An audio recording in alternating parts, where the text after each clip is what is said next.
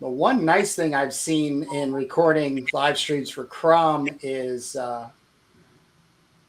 it happens pretty instantaneous. It's not that lag like we had in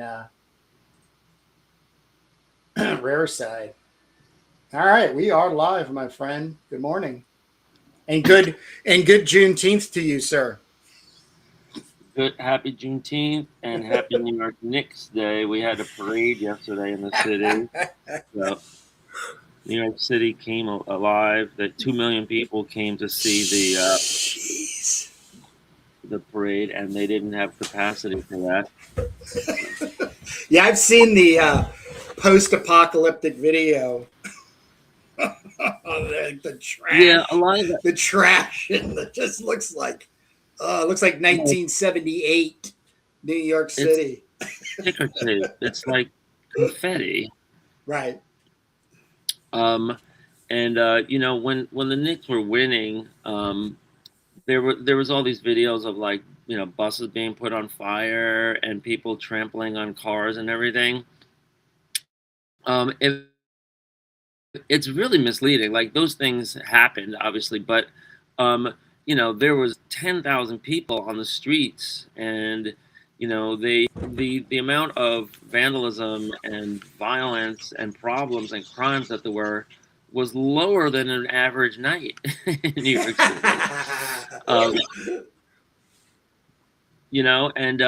And a lot of people are saying that those two buses that were put on fire, or the one bus that was put on fire, was a setup because they shouldn't have been there, and nobody knows why they were there. And then the people that were filming it were in the bus. They broke into the bus. Then they started saying, they're basically volunteering, on social media. Hey, look at us commit this crime over here.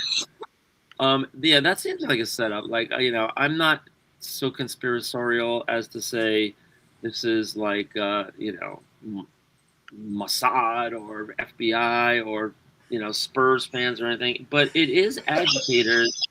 We do have these agitators that show up all the time, no matter, what the, event is. It could be a protest. It could be, foreign dignitaries are in town or whatever, and they always just cause this kind of chaos, just when the cameras are rolling, and and then it's used for maximum effect on Fox TV and on streaming media and everything to say like, New York City is burning.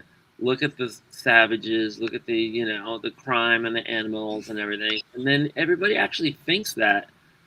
But if you were here, it was like, well, you know what? It was relatively, really peaceful, and the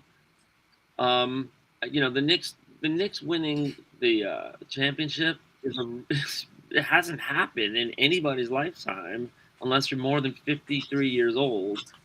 So yeah, I remember like the Knicks winning before, but I was a toddler, and so there's a lot of celebration and venting, but that's where we are in time. We are in a busy week. We have the World Cup here.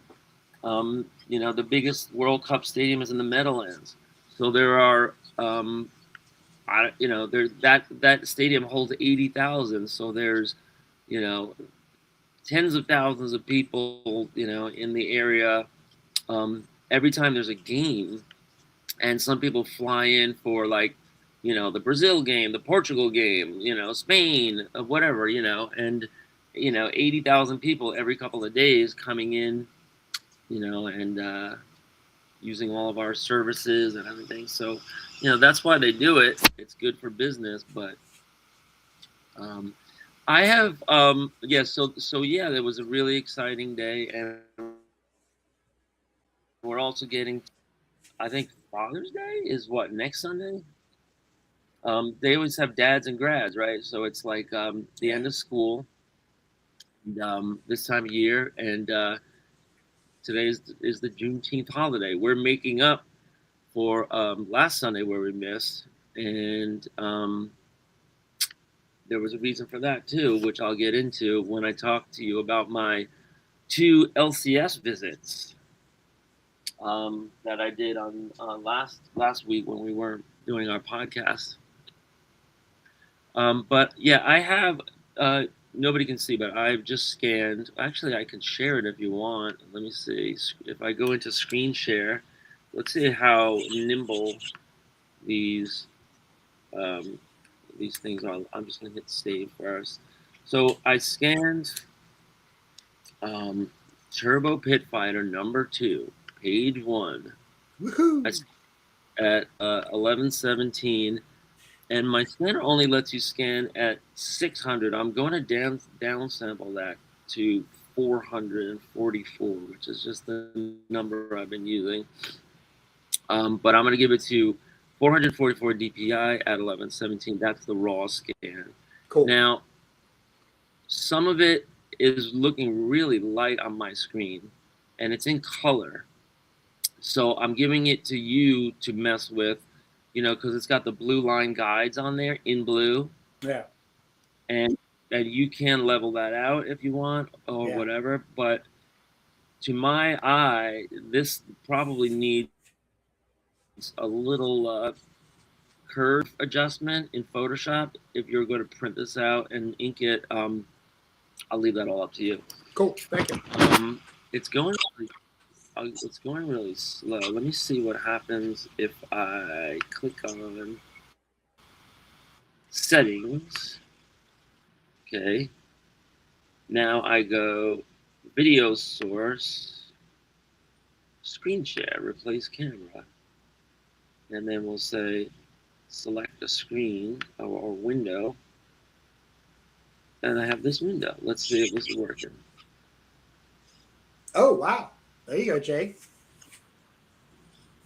Very interesting. So I am seeing basically the top right-hand side of that page. Young Turbo's face, then it says Urbo Fighter, T-Fighter. Yeah, nice. All right. Yeah, so this is what it looks like. If you zoom in, it's all there, but you will have to mess around and see, like, the blue line is darker than the gray pencil, so. Well, what was your setting for scanning? Did you scan it as a image, and then did you scan it at CMYK or RGB? It scans color. I think it does it RGB. It doesn't have an option for RGB or CMYK. It just says color. What is your what is the software you're using to scan? It's just Preview, Mac Preview, which is the image editor that's built into every Mac. Okay. Don't know nothing about that. So, because Epson actually gives software that you can use to interface directly with the scanner on multiple levels of scanning. Like you could scan that and you can knock the blue out if you wanted to. Here's a question. It helps me down the line when I'm placing this in Quark to keep this as a TIFF. Yeah. Does it help you in any way or hurt you in any way if I make it a TIFF rather than a JPEG? Neither one's. I always prefer TIFF too. I mean, there's a lot more manipulation to that file than it is with a JPEG because it's all bit rated. All right, I'm making a Turbo 2 folder, and I'm scanning page 1. It's high res pencil, and now I got to shoot it over to you. I got to see it if I can just send this in one email. That would be great. But if it's a TIFF, it didn't ask me if I want to compress it. So let's see how big the file size is. And you compress TIFFs usually, it doesn't matter, right? Yes, that's usually what I do. I have the setting already in Photoshop, so it just does it for me. Yeah, last couple of days I've been working on Pearl White Malady, and when all the pages are done in full color, and you have all the covers and the inside cover, inside back cover, you're not done. You still have to crop everything, place everything, and put all the final touches on, like the indicia. So I came across a real dilemma. I was even going to call you midweek, which I don't usually do. I try to leave you alone during the week, but so this says 159 megs, 156 megs. Wow. Yeah. So that's why JPEGs are used really. They're much smaller file sizes. Yeah. Now I could open this in Photoshop and compress it, or I could just save it. So what I'll probably do is I'm going to save this as a JPEG instead and compare. Okay. All right. Because we could always convert it later to a TIFF.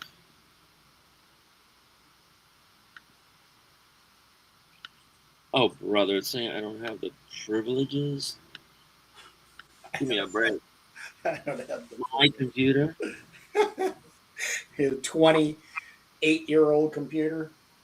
Yeah, so I got to tell you about our trip to Mohegan Sun, because I turned my brother on to suicidal tendencies. They said, we went to go see a basketball game. We went to see a WNBA game, the Indiana Fever versus the Connecticut Sun, and a really exciting game. Caitlin Clark is there. She's like the phenomenon that has like, when she came into the league in 2024, 50% more people started watching WNBA games, mostly her team, and it was because she set the scoring record for all of college basketball history, including boys and girls, boys and female and male, I should say.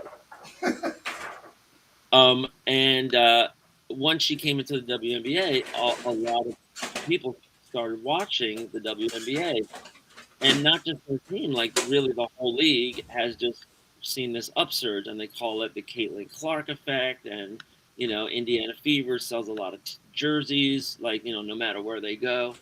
And me and my brother are a good example. We like NBA, but when the NBA is over, we go to the WNBA. So so where they're watching this, in the Mohegan Sun has a basketball arena, and we're watching the game, and then it says like coming soon, like in like November 11th or whatever, Metallica is playing with Suicidal Tendencies, right? So I was like, wow, that's a pretty good bill. I'm gonna go to that show. And then you're like, all right, how much is the ticket?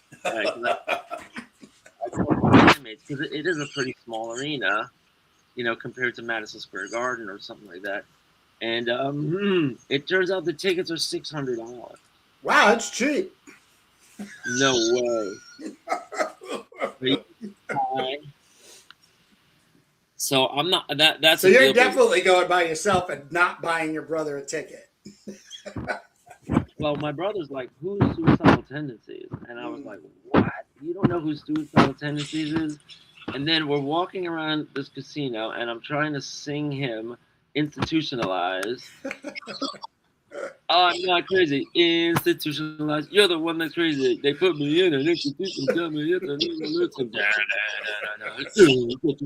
Right? And he's like looking at me like, what the hell is going on? So I was like, okay, I got to play this for you in the car. And so I played him for the car, and we heard the whole thing. And it's like Mike Myers, what's his name? Mike Morales or whatever. It's got this great talking part when he goes, it's in my best interest. You thought you were doing what's in my best interest. I went to all your schools, all your churches, all your institutional learning facility. My best interest. So it's it reminded me when you just were like, what I can do on my computer, what I can do. You know the song Institutionalized, right? Oh, I know Suicidal Tendencies, yes. Yes, I mean it was a pretty popular video That on it. that Metallica and Suicidal Tendencies is a lineup for a show for kids like us. That's pretty solid. $600 though. I don't know. I don't know about the $600. That's my breaking point. When I mean, because these bands are really old now. Let's face it. And I don't know where you weigh in on like dinosaur rock, but it's like, oh, Peter Frampton is in town. I'm like, yeah, and he's also like 70 something, right? So the question is the music good? Does it give you a thrill? Is it still worth it? And I've gone to some of these. I mean, sometimes people post a video, like Bruce Springsteen. He's like, is he like 80 or something? No, the Stones are all 80, which is like much older than 70, obviously. And you might not want to see them. I don't know. You might ruin your your last memory of this great band by seeing them when they're over the hill. I mean, they said Chuck Berry was playing into his mid 80s before he died. I don't even know if he made it to 90 or whatever, but he was playing to like the day he died. And was it any good? Bob Dylan is still playing shows. Is it any good? Like that's the question for me. And sometimes I see these guys and they're just a shadow of their former self. I mean, granted, they'll have like a great band. They'll have all these young guys that are like note perfect. But let's see. So now the JPEG got it down to 27 megs. That's good. So I'm sending it to you in an email. And no, and it still doesn't like it. It says too large. It's not 400. You're going to have to kick it down. I really don't need it at 400 because I'm going to blast it. I'm going to reduce the opacity to like 10-15%. I just have a ghost of the image, and then I print out 100% at 11 by 17, but I also blow it up to 13 by 19. So it doesn't, all that's gone by the time I've done my dance with it. I hear you. I'm just testing out what's working here. I mean, I want to have here they say try sending an email. It's 30 megs. So I just tried. If I changed my return address from my New York art teacher to Jake at 2 megs, and let's see if they like that. If this works, try with selected server. Try sending an email, and let's see if it bounces back. Meantime, I have to get a jump drive, keychain drive, one of these, and put this in so I can get the illustrations that you gave me. And I have a USB open once I take the scanner out. No, it didn't like that. It bounced back or give me an error message. So now I'm going to try with selected server. See if that works. If this doesn't work, I'm going to FTP it. I can also send you a link to just dump it in the folder on Turbo's drive. If you want, I could set that up. It's about the same thing, but if I have it on my FTP, it's a great backup. Okay. Let's see if that works. It says sending message, and I'm getting a progress bar. So when me and my brother made our little, no, it's not working. Was rejected by the server. Does not match authenticated user. Send. So the link I sent you should be able to open that up as a folder and place it in there. If you'd like to just give that a quick try. No, well, I have other ways of doing it. I'm just testing. I'm just testing my options here.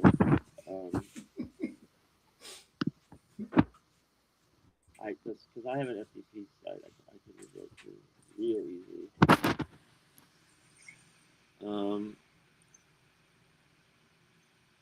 This is sitting in the outbox right now. Okay. Yeah, sorry, there's nothing exciting going on here, folks. Yeah, but it's Juneteenth. Yeah, I know. Something to be expected. I was going to say, can I like eat a bowl of cereal on the air, because I just got up a little while ago. Let me see how many people are watching us right now. Who's watching us? We got one. We got one hanger on a Friday, Juneteenth. Everybody else is out there. Everybody else is out there partying. Who's hanging around? Oh, I don't know. We never know unless they say hi to us in the chat. So you don't get any kind of indication of who's watching you. I thought you were saying they said hi in the chat. Okay. Yeah, so I went to 2 local comic stores because, like, my brother's the coolest to hang out with. Like, he's not into comics himself, but he'll like hang with me if I go to a comic store. I'm like, I need an hour to go through the dollar book. He's like, no problem. And he'll go like. Are you talking away from the mic? I can't. You're muffled. No, this is the same I've been doing. No, it's definitely different. It changed. Maybe the throughput is good. There you go. Yeah. Yeah, it's probably because I was emailing that that file. Yeah, because you're talking through your laptop. Is that what you're doing right now? I am. Okay. Yeah. So wherever that mic is located too, I don't know if you stick your arm on top of it.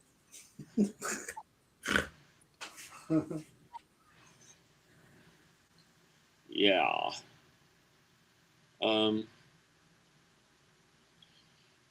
So did it send? Let me check. I haven't gotten an indication of. Let me check my spam folder since you're sending it some weird way. No. No, I don't think it's sent. Oh, here, sent.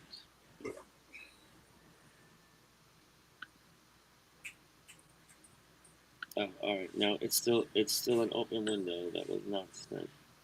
All right. Last thing I'm gonna try in mail is sending it from my Opt Online email.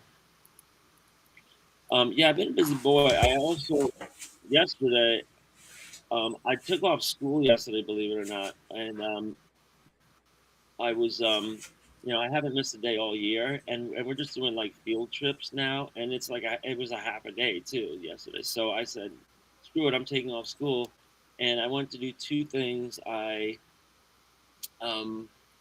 went to I tried to go to the Knicks parade, but there was no getting through. It was sick. There was like car traffic was closed and the trains were clogged. You couldn't even get in or out of the train station. People were putting on videos of people being stuck in a train like exit or entrance trying to get out, and it looked like a nightmare. Oh, this is weird. What happened to the tip I just moved?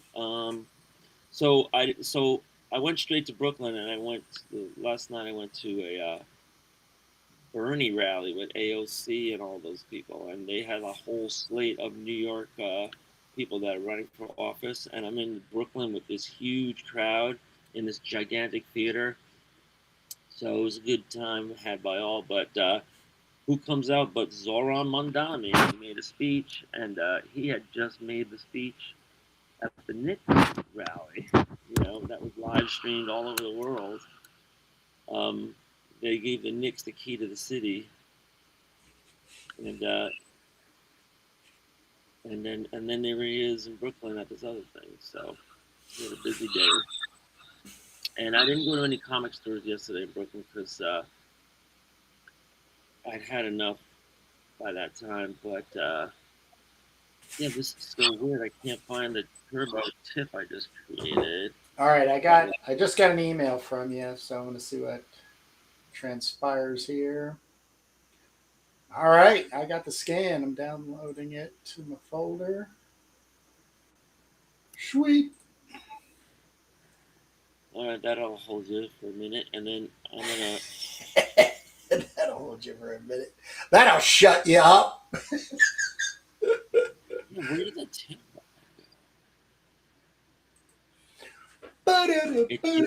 go? Just disappeared. All right, I'm not gonna worry about it, but I'm worried about it. I'm not going to Um, worry about it, but I'm worried about it. yeah, no, that was so weird. I created a folder called Turbo 2 folder, and I put the Yeah. tip in. Then I I like you, changed the tip baby. to a JPEG, and then that made that a separate file. And now I'm looking, and only the JPEG is there. What is that? Plus, this computer is hella slow right now because we're streaming. But Turbo 2 folder, only a JPEG in there. 29 minutes. All right, fine. All right. Now you sent me by email 2 files, right? That I need to put on this jump drive. So first thing I'm gonna do. God damn it! I'm getting spam from ChatGPT now. What did I sign up for? Why are they sending me all this unsolicited spam email now? Be more productive with blah blah blah. Like I so don't care. Delete, unsubscribe. And the the AI came up yesterday. Because apparently Your Bernie mic is Sanders. low. Your mic is low. I didn't do anything different.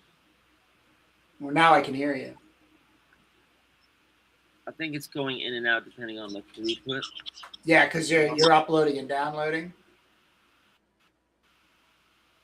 Right now, I am downloading the pictures that you put up in Mag Illos, Centennial Dome City, and Duke's Automaton. And it doesn't take very long to download, but it might be choking my audio quality. And now I have those downloaded. I'm going to put them in my Duke Mags folder. And I'm going to put them on a keychain drive so I can bring them over to the white laptop and place them and finish these pages. Exciting. So, yeah, so I can report that when we went to Connecticut, and by the way, folks, if you like gambling, go to Mohegan Sun. Because it's a native reservation, owned, big complex. And it's nice and clean and everything, and they have a lot of different things going on. They have shops and stores, but they also have all these events. And besides the WNBA game that we watched, they had a tournament going on. Apparently, they have youth basketball tournaments every Saturday and Sunday, and tons of families are driving from all over the region to see their kids compete in this basketball league there. And so you see all these kids running around with all these jerseys, and then you see all these parents, and the casino probably loves this because while the kids are in there playing or getting ready to play the game, they're probably going over and gambling, who knows. But it's not just a casino. Like, they have a lot of other stuff. They have arcades, and they have the arena, the music. I mean, I was there a couple weeks ago because we were coming back from the Mystic Seaport, which is an aquarium, Mystic Aquarium, and we stopped there, and my daughter saw a free concert of this country music influencer that she follows, and she said it was good. I mean, I saw there was a live band on stage, and probably about 600 people in the audience. I don't know, 500, 600 people in the audience, and it was totally free. So I would recommend to people, if you're looking for stuff to do, to go there. I only go to the casino maybe once every 2 years. So I you know, my beginner's luck ran out a long time ago when I first went to the casino. When I was like finally of age, I forget if that was like 18 at the time or 21 or whatever it was. We rented a car. We went to Atlantic City, and I won $250 approximately playing blackjack. That's pretty And damn good. yeah, and so I was like, oh, gambling is easy. Gambling is really, Gambling is easy. but the problem was, um, it was already like, we went out there late, we got there late, and casinos are open 24/7. So we're out there middle of the night, and finally, like, all right, let's leave. Everyone else is out of money, and I was the only one that won. So I was like, all right, I'm taking everyone to dinner. Let's all go get lobster dinner, because Damn. back then, $250 could buy, dinner for, three. We had 3 or 4 of us. So we go out and we're driving around New Jersey, and we can't find anything open, like no diner, no nothing. Nope. So we ended up going into this White Castle on the side of the road. Some White Castle located right off a highway, and we go, and it has to be like 3 a.m. by now.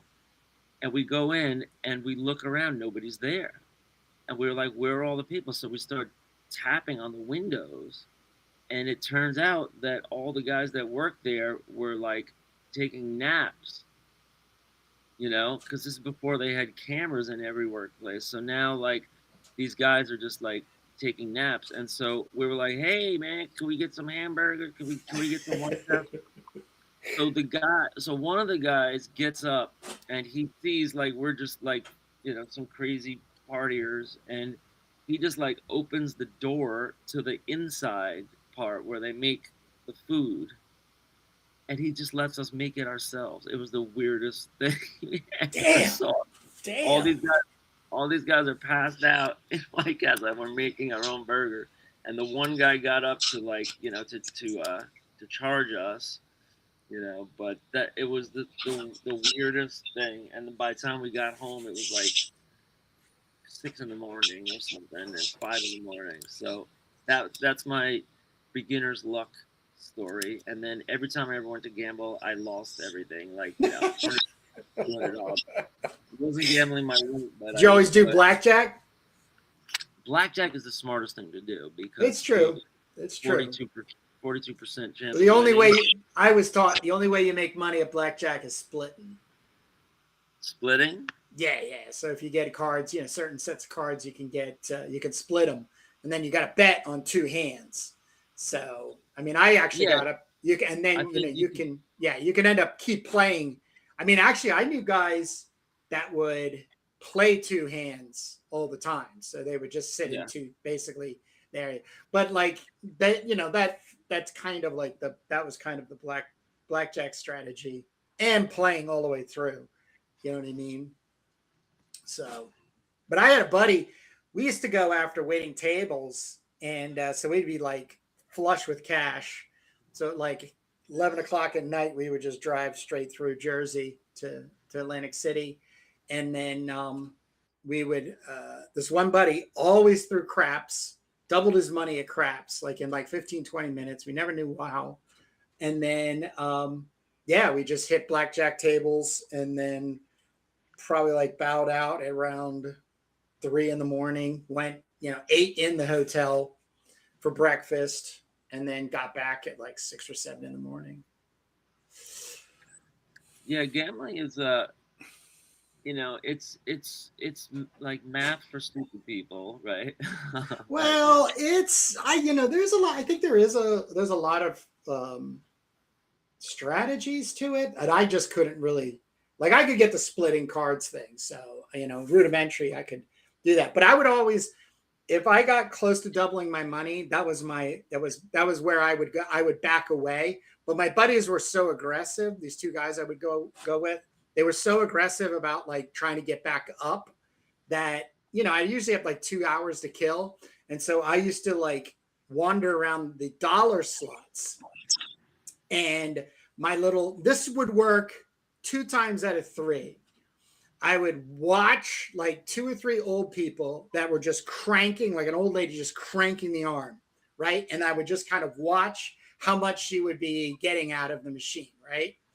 And, you know, maybe an hour, 45 minutes to an hour, just like wandering around, getting free drinks. And then, you know, I remember this one time when I first did it, it was totally like a, let's see what happens. So this lady had been playing probably longer than 45 minutes because, you know, I just like clocked her just sitting there and she wasn't really pulling anything out of it. It was like, ding, ding, da, da, da. So she just gets up and walks to the machine. I go and sit down. I start dropping dollars in there. I think it took me $10 and I ended up winning 120 on that one machine in like 15 minutes. So now that didn't work for me all the time, but it was kind of like how I killed time waiting for my other 2 buddies to either just run out of money or get as much money back on it.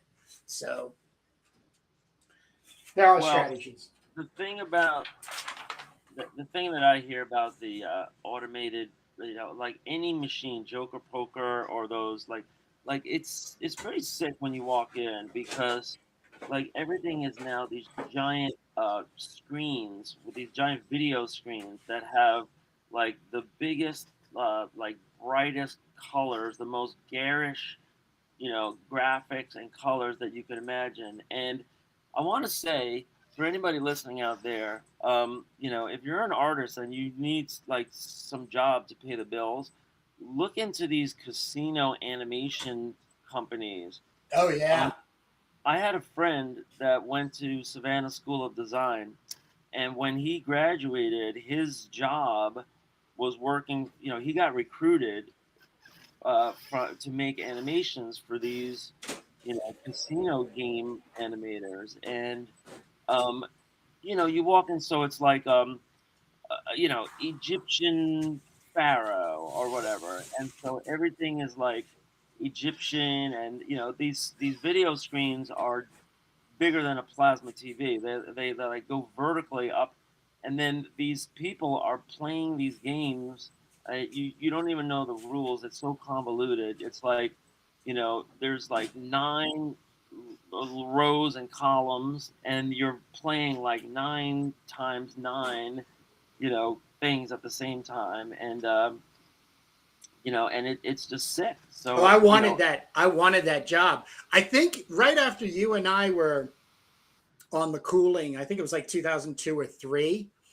Monster.com. I don't know if you remember that job searching engine.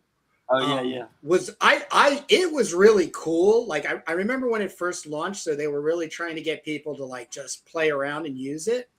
And I was just looking for illustration jobs, just flat out illustration jobs. And that job came up. It was like ground entry. I can't remember. It was like stock illustrations, stock spot, full color illustrations needed for casino games. And I was like, holy shit, this is awesome. There was a number, and I called the number, and the guy was like, hey, I was going here, blah, blah, blah. And I think they were in Jersey. So I was like, oh man, this is going to be awesome. This is going to be awesome. And because I've always wanted a job like for pinball machines, or I always wanted to work in Jersey. No, well, I did do that. Yeah, no, I don't ever want to do that again. But but for this job, I would have done, but it was a contract work. So I was thinking, oh man, this would be great because, you know, if I had to just drive back and forth through Jersey, wouldn't be that bad. But anyhow, so we get to talking and everything. I tell them about my comic books and the animation and everything. And so, you know, of course I got kurt5.com as my website, send them a link there. A couple days go by, calls me back, and he's like, yeah, it doesn't look like you have like the kind of skills that you would need, because they were like getting into rasterizing their own flat art. And I'm like, no, I've been doing that for the all the animation you see in Flash is hand drawn and colored, and then I do rasterize it in in Flash. And he's like, what? So we get talking. He's like, all right, look, I'm going to send you something and you just do it. Let's just do a test. So I was like, absolutely, dude. So sends me something. It was just like a cherry or, it was just something, very like passive. It was then nothing. So go through my process. I send it to him. Like a week goes by. I hate when this happens. I was like, oh, dude, like they don't want me. I was like, fuck.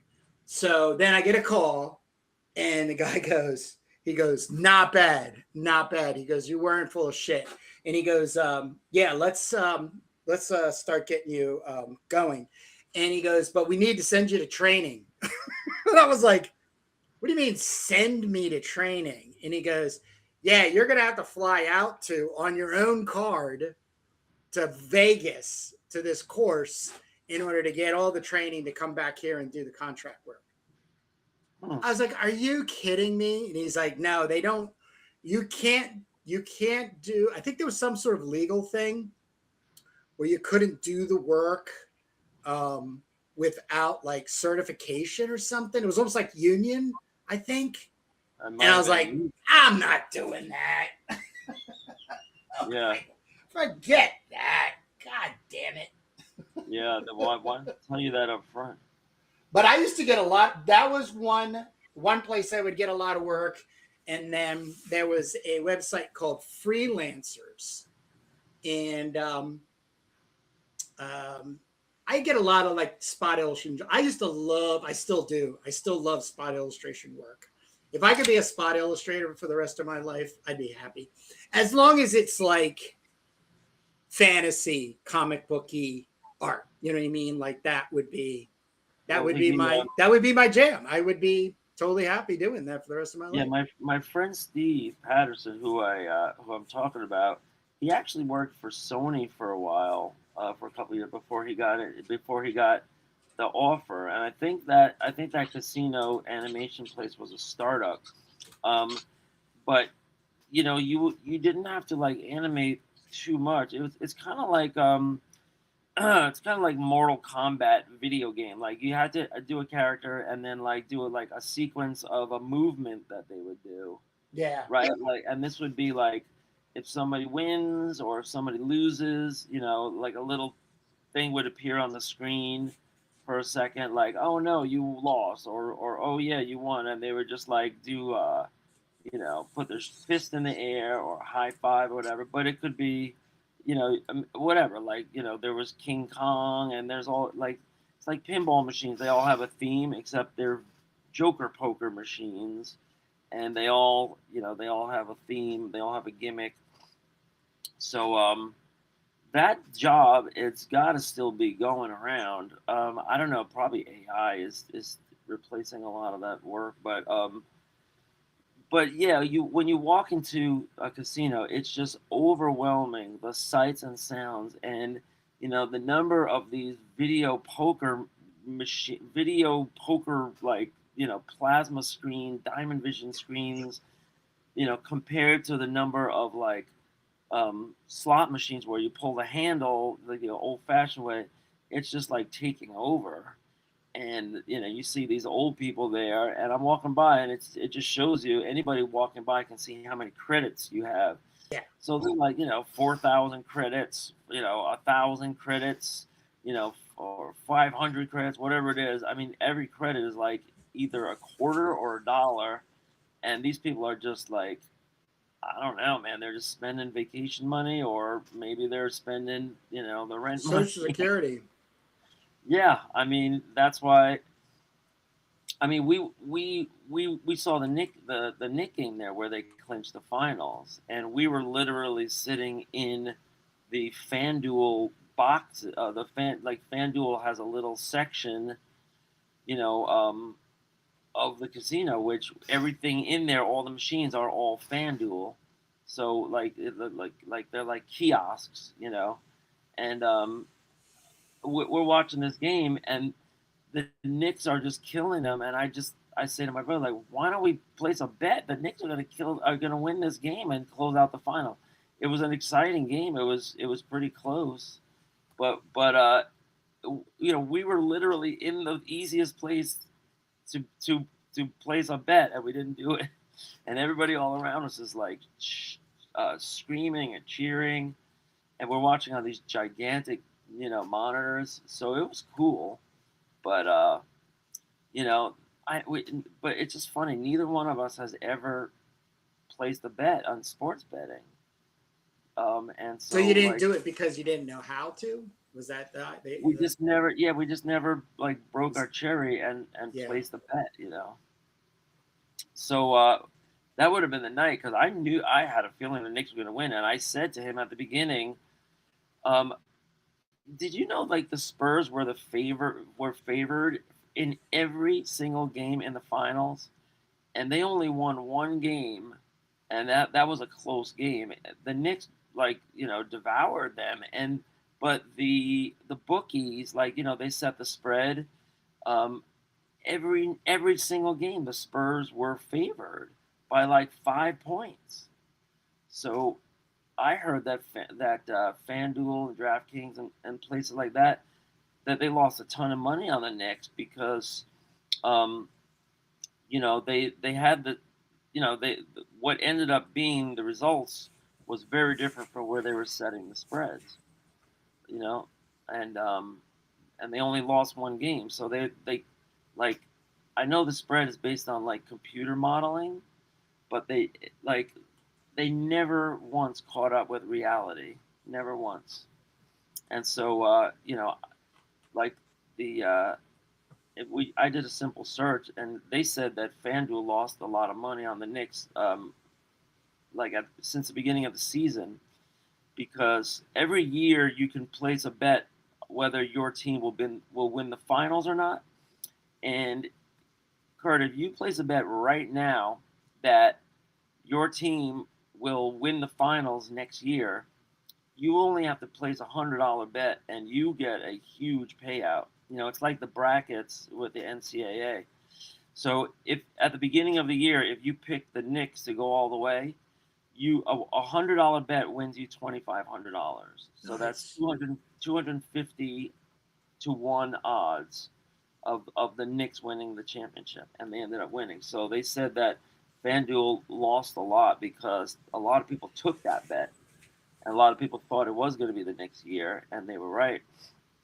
But apparently these betting places never learn, or maybe they're just doing this to entice people to bet. But if you bet the Knicks to win next year, now that they just won this year, you can still get them at 650 to 1,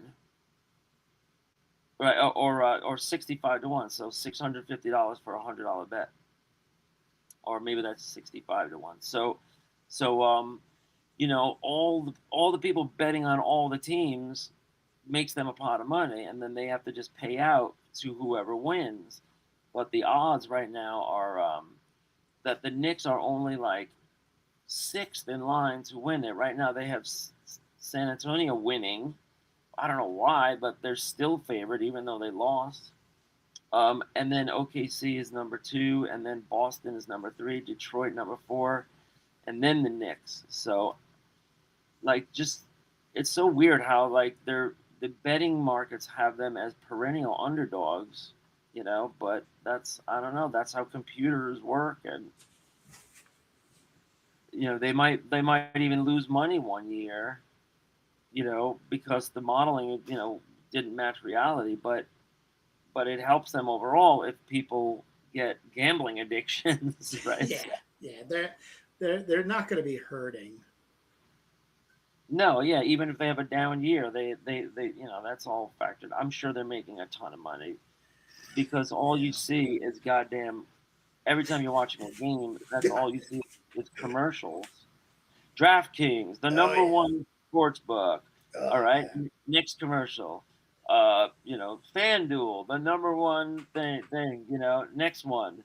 MGM, Bet MGM Sportsbook. The number one site. And I'm like, Jesus Christ, are there any beer commercials anymore? Are there any, car commercials anymore? Are there any commercials for fucking deodorant or toothpaste, or like the entire, thing is just a loop of watching a sports game and then looking at the ads for the betting, or actually State Farm has a lot of commercials. I don't know what it is, but it's either betting rackets or life insurance. Everything else is, which is another betting racket in itself that we could talk about. But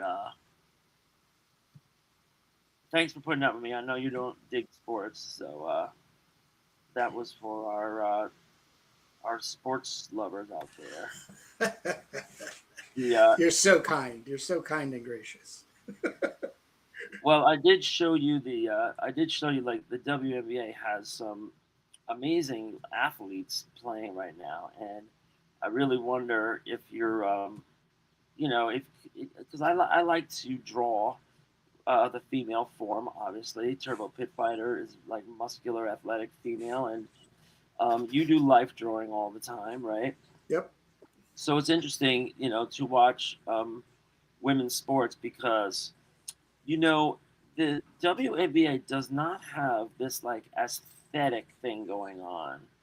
Like some women's sports, like I think like beach volleyball is one. And Oh yeah, I love watching that. yeah, because like the outfits are the skimpiest outfits you're ever gonna see. But they're also in crouched positioning, and then a stretched positioning. Like they have to crouch down and then they explode.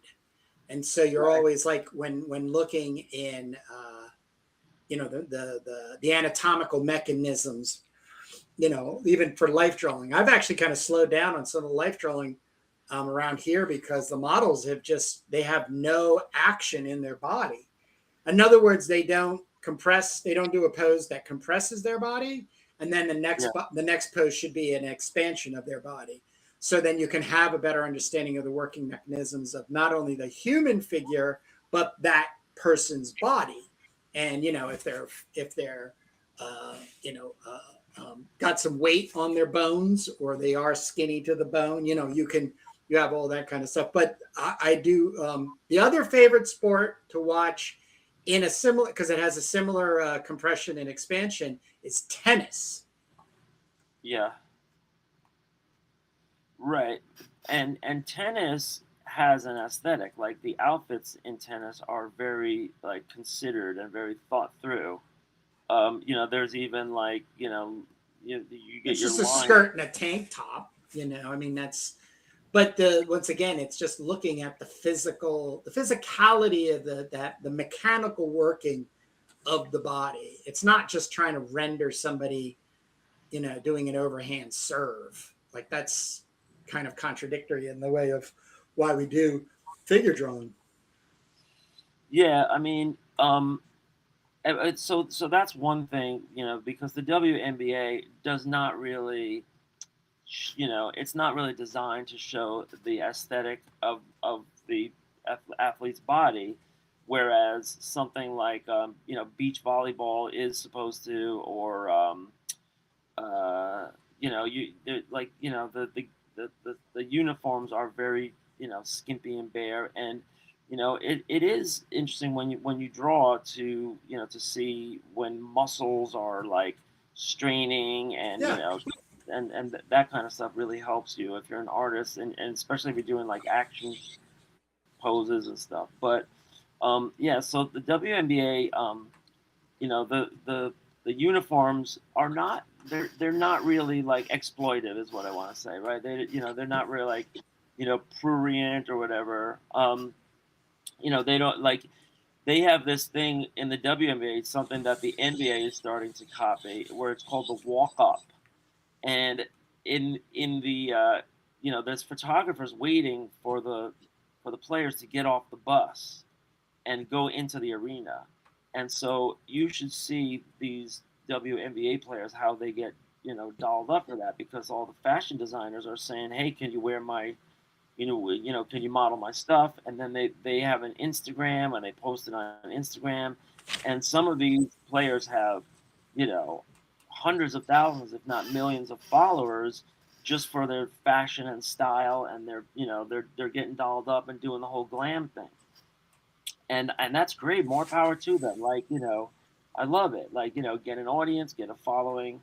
So it's funny because there's a player on the Indiana Fever named Sophie Cunningham, and she's like this gorgeous, like, blonde, like California blonde look and everything. But she's decent at basketball, which is like, which is also interesting. So she is doing these walk ups, and she's like, really, really showing it. Very, really, very revealing and everything. And that's her claim to fame. So she's getting a lot of attention, and she's getting a lot of commercials and ads and followers and all that because of that. She has a podcast, blah blah blah. But the WNBA, the NBA started doing that now, where you have the guys walking up, because you have male designers that are saying, hey, can you wear this new $1,000 jacket that I designed, or can you wear this new top or whatever, and so it's just getting to be everything's a racket. Everyone's trying to increase their visibility and get more, I guess, followers and stuff. But what I was trying to say is, like, the WNBA does not, like, the outfits on the court are not very, like, revealing or sexy or anything like that. It's really just about the playing and about the game. But and not so in, like, gymnastics or figure skating or beach volleyball. A lot of these Olympic things, like, the outfits are really, like, really, like, making a statement. So I'm sure there's people that are just watching the women's gymnastics just for look like looking at upskirt type stuff. Those people are out there, and it's I guess it's all part of the sport. They know this when they're designing the outfits. They know what's sexy and what's not, and they know what they're doing. So They know what they're doing. That's true. they can do whatever they want. But yeah, but the NBA, but it's funny because the NBA, like, you have some players that wear, like, some, their basketball shorts kind of baggy, and long, and then you have some player, and the same thing with the NBA. Like, some people just wear, some players just, like, it's more restricting when you're wearing long shorts, but that got to be the style, like, in the 90s and the 2000s, when Kobe Bryant and Allen Iverson, they were all wearing their shorts real baggy, like, long. Like, I guess Jordan was doing it too. When Jordan first started out, he was wearing his shorts really short. So in the WNBA, you have that choice, and there are some players that wear their shorts really short, and some players that wear it long, like almost down to the knee, and that is more revealing. You have some players that just want to show a little more of their leg as they're playing, and so you do have this kind of, like, I don't know if it's exhibitionist or if it's just freedom of motion or they just feel free. I mean, the women in the WNBA, they say like 60% of them are lesbian. So, like, there's a huge culture of lesbianism there, obviously, but it you have a lot of men and women that watch, and it's amazing, the Caitlin Clark effect, because there's so many people watching. This sport has just grown by leaps and bounds in the last, since 2024, and now we're really paying attention to women's sports. It's great, and I like sometimes when I'm watching a ball game, I have my drawing pad there, and this could be NBA, this could be baseball, this could be whatever, and I'm just drawing my my casualties or drawing my sci-fi timeline stuff, and you sometimes look up on the screen and you see, like, a pose, or you see, like, maybe a replay or something, and then you say, hey, you know what? I wanted to freeze frame that for a second, and I want to use that as a life drawing. So, you know, I mean, that's what, same thing with movies. Like, if anybody thinks that they weren't doing this with Bruce Lee when they were making Master of Kung Fu comics all throughout the 70s and 80s, then, you know, reality check, they were just filming, you know, freeze frame on the right off the video, the VCR. And you know, you can do the same now just as easily with the internet. Go to Google Images and get references. A lot of You can people also do that with text to image generation. Yep. Yep. And that, you know, I think that's a very, you know, it's a tough thing to openly discuss. But, you know, if you've got a free one you can use and just sit there and hammer prompts in there and generate back reference, you can cherry pick whatever it is you need. The problem that has come from image searching is there's not enough. It's very difficult to dynamically generate in a Google image search close enough to what it is you need to just see visually as a reference. I actually, when I was doing the IX fantasy art thing, exhibition and working in it, they had a great amount of the pros doing talks. And one of them was Donato Giancola. And wow, he had like right at the end of one of his talks about like composition, I think is what it was, like, you know, doing thumbnails and then sort of like starting out really small and doing something a little bit bigger and a little bit bigger and more developed and stuff. But he was like talking about how he has to get at least 4 deep into a Google image search in order to have what he felt was the most appropriate images, you know, to use reference wise. Now he was needing references for basically like textures, you know, reflective qualities of like steel and water and just different things. Like he always it wasn't like he was looking for like that pose to trace and then, you know, build from there. But yeah, there's many ways to skin a cat if you're looking for, you know, gaining references. The other one too is Pinterest. It's gotten a bit like convoluted. Like there's just a lot of like, well, there's like images that you really like and you want to investigate it and make it bigger and also see what it also will reference more of, like, and it's an outgoing link. So now you're all of a sudden on somebody else's website. And well, it's very disturbing. Turbo Pit Fighter has a Pinterest board if anybody wants to go there, and we have a couple of different categories there where you can, you know, collect. I think we have one for like robots, and then we have one for like, you know, powerful women, muscular women, strong women. So those are all good references to have. But it's funny, like sometimes you're looking for something and your own Pinterest board comes up. What Kurt's talking about is this is one thing that AI is good for. It's like, you know, all right, I have a scene and like I just use this on the first page of the casualties. All right, I have, you know, Dr. Alessandra is going to be knocking all the test tubes off of a laboratory table. So I was like, all right, I can draw this. And so I started drawing it, and I had most of the pose and the action and everything. But I was like, well, let me get some more like laboratory stuff, you know, because I don't want to have like a whole bunch of old test tubes like Bernie Wrightson, you know, that's like 100 years ago.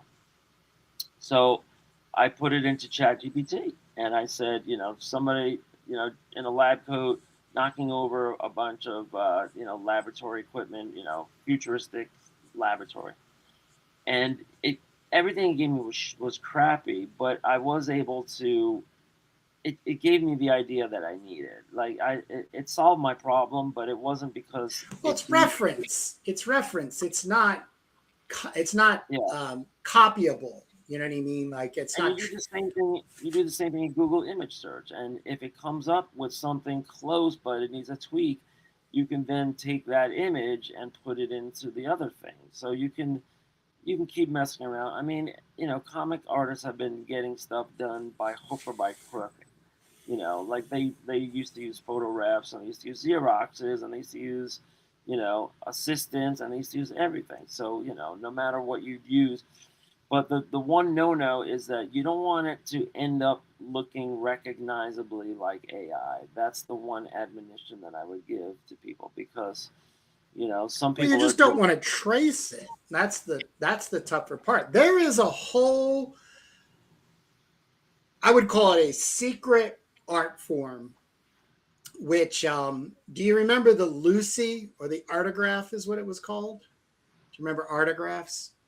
Or what they also refer to as a Lucy. It's an overhead. You put the image in the back, up to about 8.5 by 11, and then it projects, an image onto your table, and you then adjust the camera and the tilting of the plate.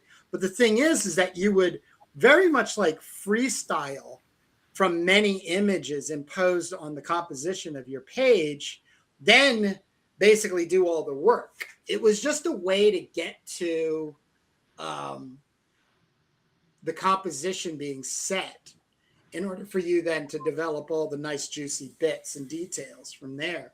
But when they say in that, because that was a class in school I had, which, we used to call it the tracing class. But the problem was, if you just traced it, it looked like shit.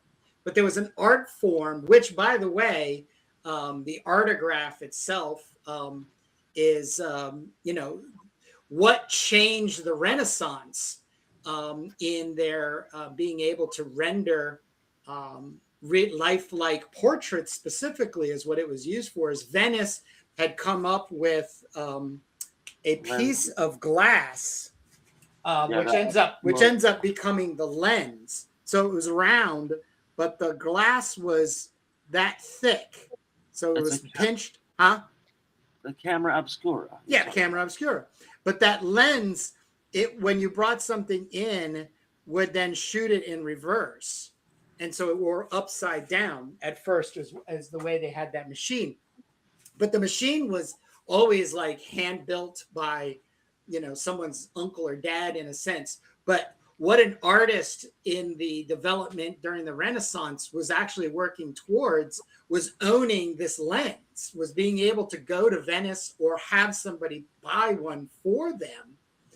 And you'd probably end up working 10 years just to be able to pay off that lens itself.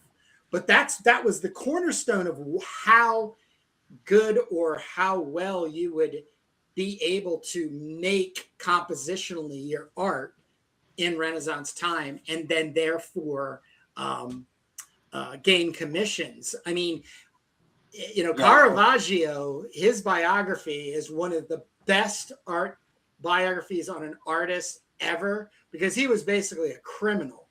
He died a criminal on the run, having murdered somebody after a tennis match. He was also a kid toucher. He was what? He was also a kid toucher. Well, there's all kinds of things, but the coolest thing was about him in this biography was the whole how precious he kept his lens near him.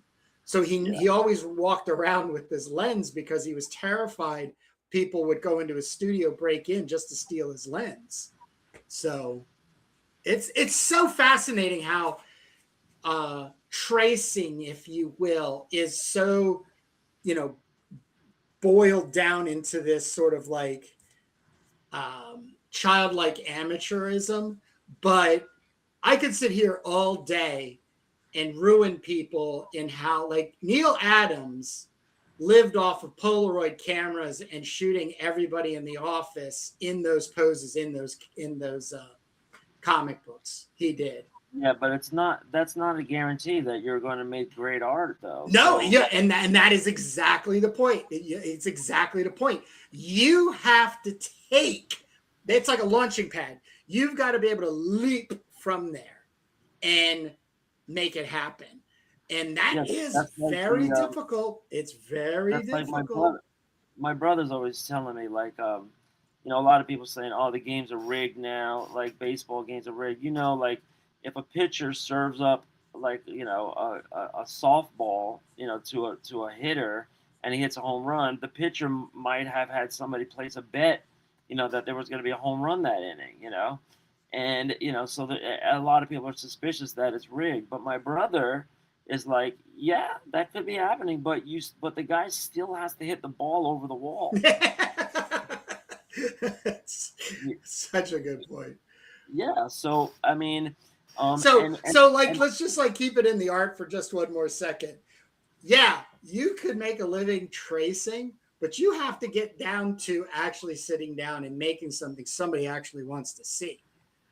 Like that's the game of art, right? The game of art is not being able to draw well, because there's tons of stuff I see that is impeccably rendered, but is as boring as tomato soup or chicken noodle soup.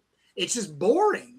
The composition is flat. The color schematic is just completely, without any kind of investigation. But it's super well rendered.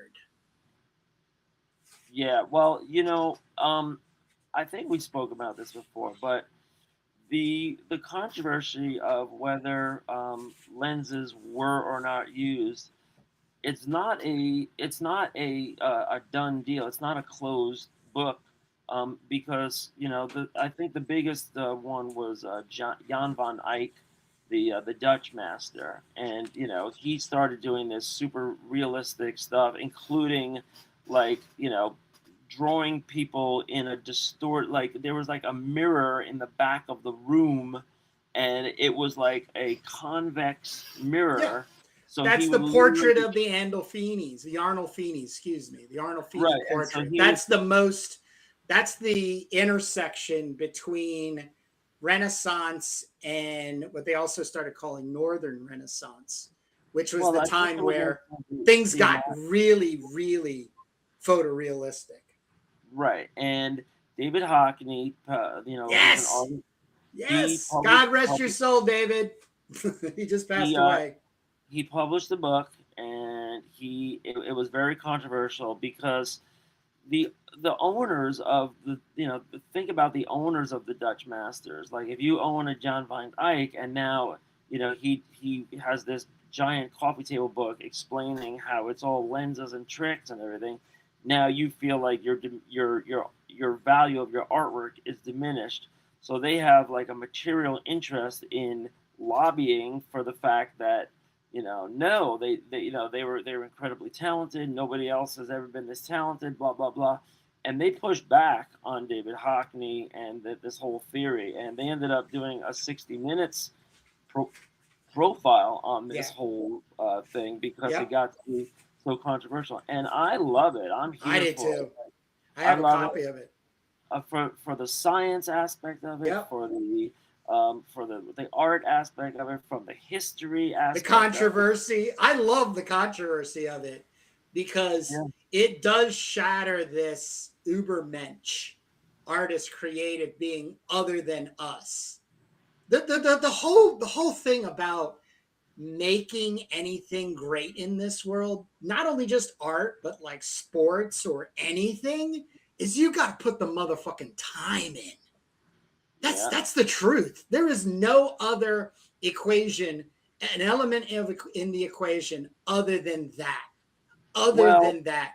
now there is, like, there are spontaneous styles of art, and there are people that are just so gifted from birth that that they're born on third base.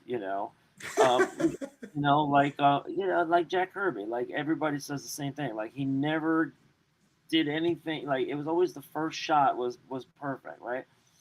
I mean, I'm sure he's erased, but that was his own perfectionism probably. But Right.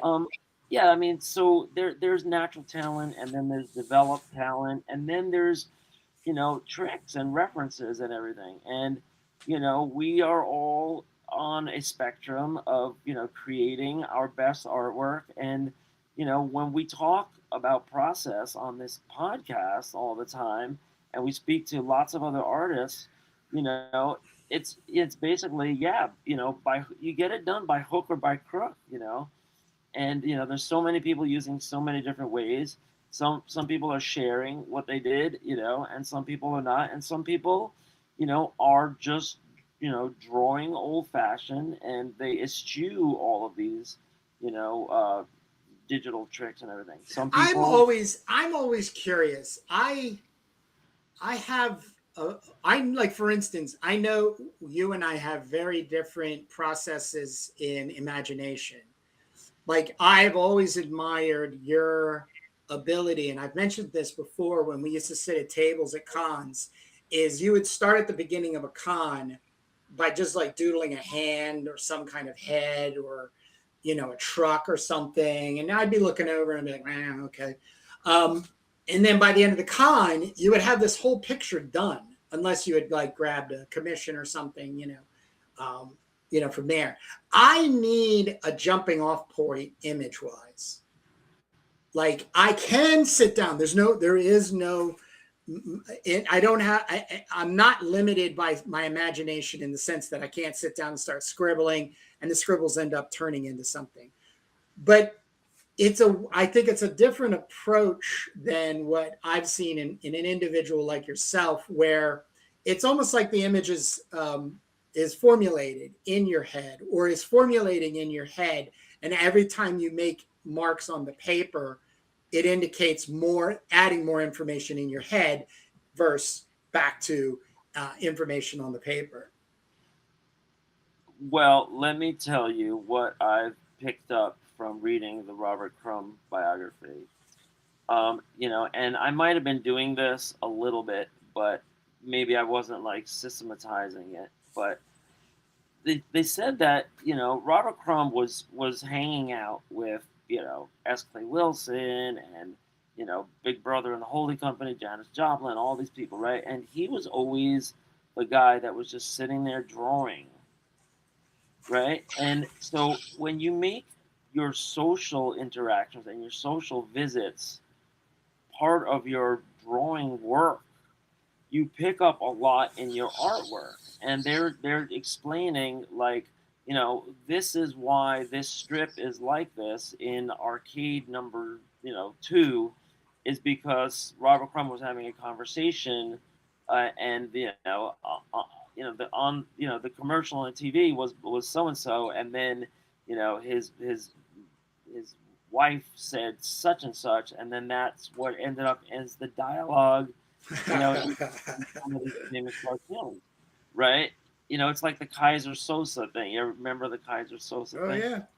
So, so, you know, I don't know if, like, some people might consider it rude if you're all right, you know, come over, we'll have some beers or whatever, and then you're just drawing and everyone else is talking and everything. But if you're in a comfortable social situation and you can use the fact that you're hanging out and people are talking, you're having discussions, you're having modern day, contemporary discussions as you're creating comic pages, you know. So for Crumb, that just fit perfectly in to what he was doing, because he was capturing, you know, the zeitgeist of the minute and the moment and everything, and it came across in his comics in a very important way.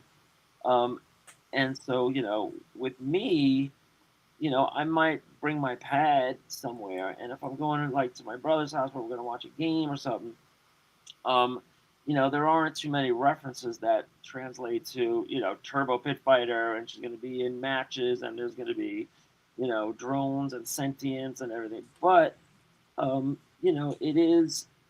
I think it's just a great use of time to be drawing when you're in social situations, and I try to do that, and I sometimes I even say to people, like, you know, is it okay if I bring a pad over and do some sketching and stuff? So that people are like, yeah, sure, I don't, of course, yeah.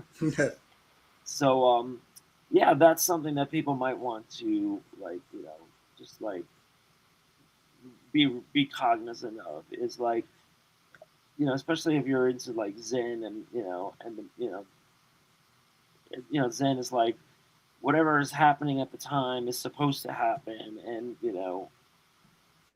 you can communicate that, or capture it, document it, in some way, because that's what's meant to be, and you're just basically reflecting that. You're artist as the mirror to the world type thing. Yeah, yeah. Yeah. So that's why my favorite place to draw is at a Comic-Con, right? Because you're just like, all these people are making comics and all these people are buying comics, and this is like, the place, this is the world, that you're in. These are your customers, and there's an energy there to that. Those drink and draws, that it's, to me, it's such a great environment. And like, I'm planning, what I want to do is, like, I want to bring some pages that are laid out already, kind of like with the breakdowns, and then just work the pages while I'm there, because I'm just going to be, energized, quick, efficient, and I think I might be able to get a lot done. So, speaking of cons, on YouTube, watched this morning, Eli Schwab, Cosmic Lion, did like a 9-minute kind of recap of Heroes Con, and I'm going next year. Yeah. Everybody was there. It was like IC3, dude. Yeah. And I've seen walkarounds where there is no pop culture. It is just all about comics there. So I am putting that on my roster. I'm going to see if I can get in, but I'm going. I think that's going to be my number 3 show. I think it would be Heroes Con in June, and then September will be SPX and IC3. Other than, like, there's supposedly going to be a Philly IC3, based on the rumors that the founder, one of the founders, Jamie Jones, lives in Philadelphia. So we got to sit down and really kind of like think it out in making more appearances. I feel is a real integral thing moving forward. Yeah. So for those of us uninitiated, what is the difference, or what is the claim to fame about Heroes Con compared to any other con? What I know about it is it's a comic book store in Raleigh, North Carolina. And it started a small show, just for the comics people, the comic book creators and the publishers. And it's grown into the Heroes Con. And it is completely and will always maintain its focus as creator centric. So it's, I mean, you always would hear, who is it? Jim and Ed on Cartoons Kayfabe saying that their favorite show is Heroes Con. Okay. Right. And it's always the same time of year. Yeah, I mean, it was just last weekend, so June. Yeah. Right. Yeah, that's not great for me. I'm finishing up the school year, but maybe if it's just one day on a weekend, I could do it. I don't know. We'll see. First things first. Let's do. Like, I'm signed up for July 11th. This is going to be Jacksonville. I got my rental car. I got my my hotel room. I'm going to be at the Red Roof, a couple miles away, and going to be there. I'm going to get there the day before and stay over. So that's going to be a big driving day for me. I might actually. I don't know if I'm going to be in a vegetative state, but it's like 15 hours of driving or something, or maybe. Yeah, Jacksonville, definitely 16. I don't think that much because it's like 15 hours to Daytona, so it should be about 2 hours less or an Oh, hour. oh, that's good. Yeah. So yeah, but also, it's a big deal. Do I stop over somewhere on the way?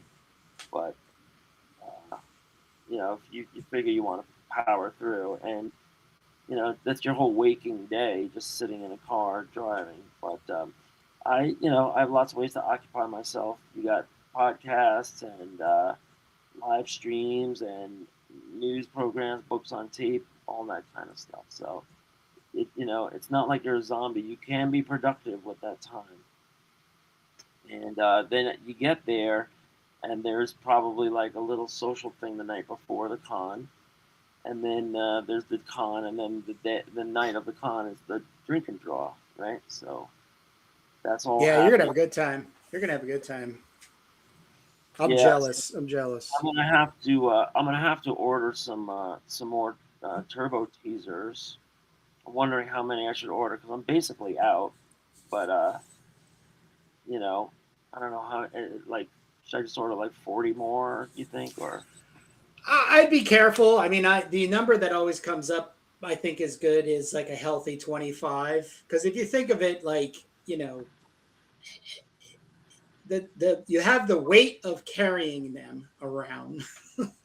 Whatever I'm trying. doesn't sell, you have to bring back. If you What, 40 unfortunately pounds? sell out, quicker than you thought, then oh well. Try to do something, online for people. Say, hey, look, do me a favor, go to my website and buy a copy or send, PayPal me right now, and then as soon as I get home, I'll put it in the mail. Free shipping, for the couple that you would have, come in after if you sold out. I've never been in that situation, um, and I don't really worry about it. I just don't think in the way of like more than 25 copies of something unless people know they're going to be able to get it at that show and there's chatter about it and there's some sort of indication that, you know, Jake's there with turbo teasers. Well, I'm gonna But get more than that because sure, man. basically I give a number of them away, Sure, sure. or I trade them. I say, hey, you guys want to come on our podcast? Here's a copy of our thing. So it's Right. just promotional. Um, but there's also going to be Providence, which is in September, and I would probably want to have copies for that too. So I'm gonna get enough for Jacksonville and Providence Well, at then least, 40, if not 50. which is what I did last time. I did 40 for the last IC3, and then I just gave maybe like another 10, 15 out during cons, various cons. So just getting to meet people. And yeah, I mean, like, if I see a great creator, I'm like, here's my stuff. Let's be in touch.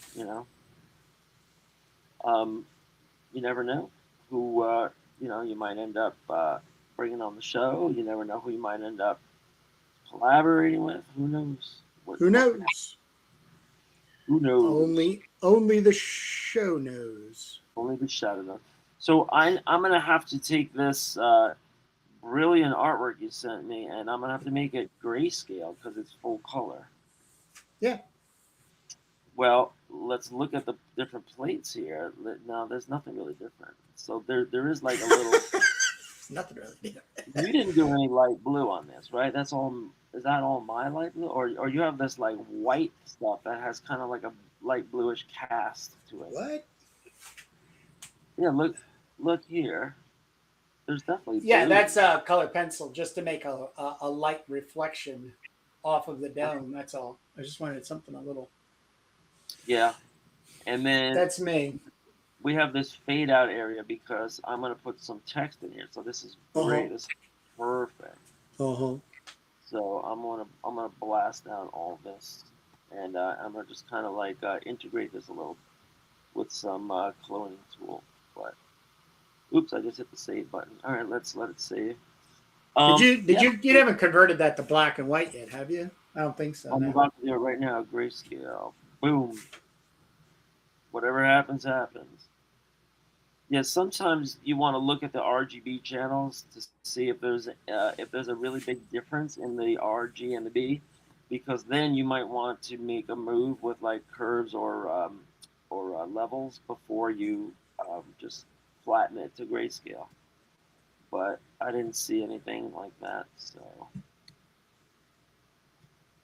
And right now I'm just trying to get my eraser. Oh, here we go. And I'm getting rid of all this text here. And I'm actually going to cut into the mountains a little bit more so we have lots of room for text, because it ends up being not that much space for all the uh, kind of like promotion or description or caption. This is going to be part of the whole readability. Oh, I like that. So, yeah, this is cool. Do something like this and then fade it. Nice. So let me tell you now what happened after we got done with the casino, or actually before we got to the casino and after. So my brother is so nice to me. Like, you know, when we're going to hang out, it's like he goes, I see that there's a Comic-Con at the White Plains Convention Center. Do you want to stop by on the way over to the casino? And I'm like, oh, that's so nice of you, but one of the worst Comic Cons ever. It's I think it's called like Undiscovered Realms or something, and it's like $50 to get in. And then once you get in, it's a lot of, you know, cosplay and plushies, you know. So I'm like, no, but why don't we go to an LCS and I'll just scout out what's there. And so he's like, fine. So I look up on the way over, and you know, I'm primarily looking for dollar comic bins. You know, I love buying comics and everything, but you know, I've got way more comics than I can read right now.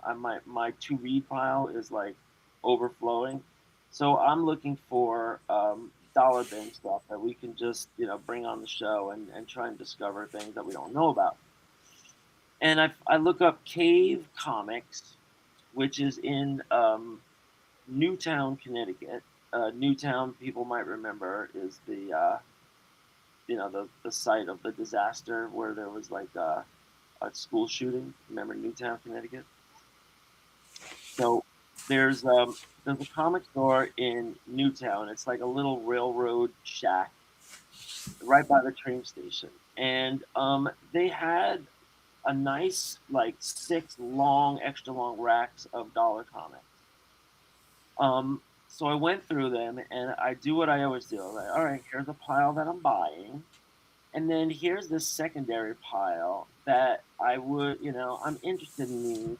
Like, you know what it is? You know, when you're buying dollar comics and you see something, but it's in a bag and you can't just start flipping through it to see what's in there because it's in a bag, right? So you have to ask the guy, oh, is it okay if I open these and take a look inside, right?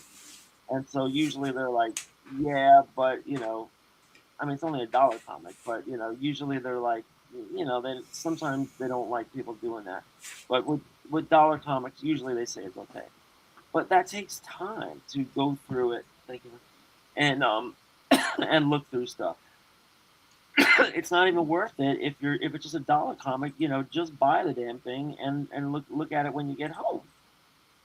Unless there's something about it that you're like, I don't know if I would like this. You know, I'm on the fence. So what I do is I make this whole secondary pile, and I say, all right, if you can do a little better than $1, I'm getting all these comics. There's 50 comics here. You know, can you do like 30 for 50, or can you do like, you know, 25 for the stack or whatever? You know, I'm already buying like, you know, like 28 comics here at full price. You know, so can you make me a package deal?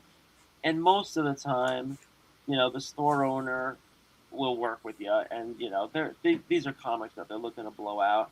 A lot of them are duplicates.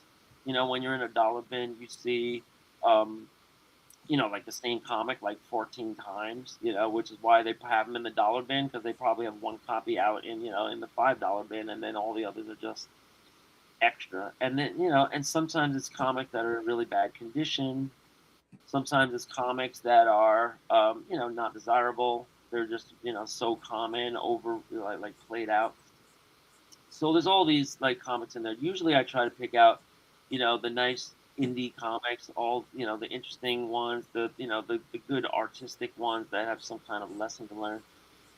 And usually the person works with me, and I end up getting maybe like a third off of that secondary stack, and that makes it worth it for me, because I'll say, all right, let's get 100 comics instead of like 40 comics.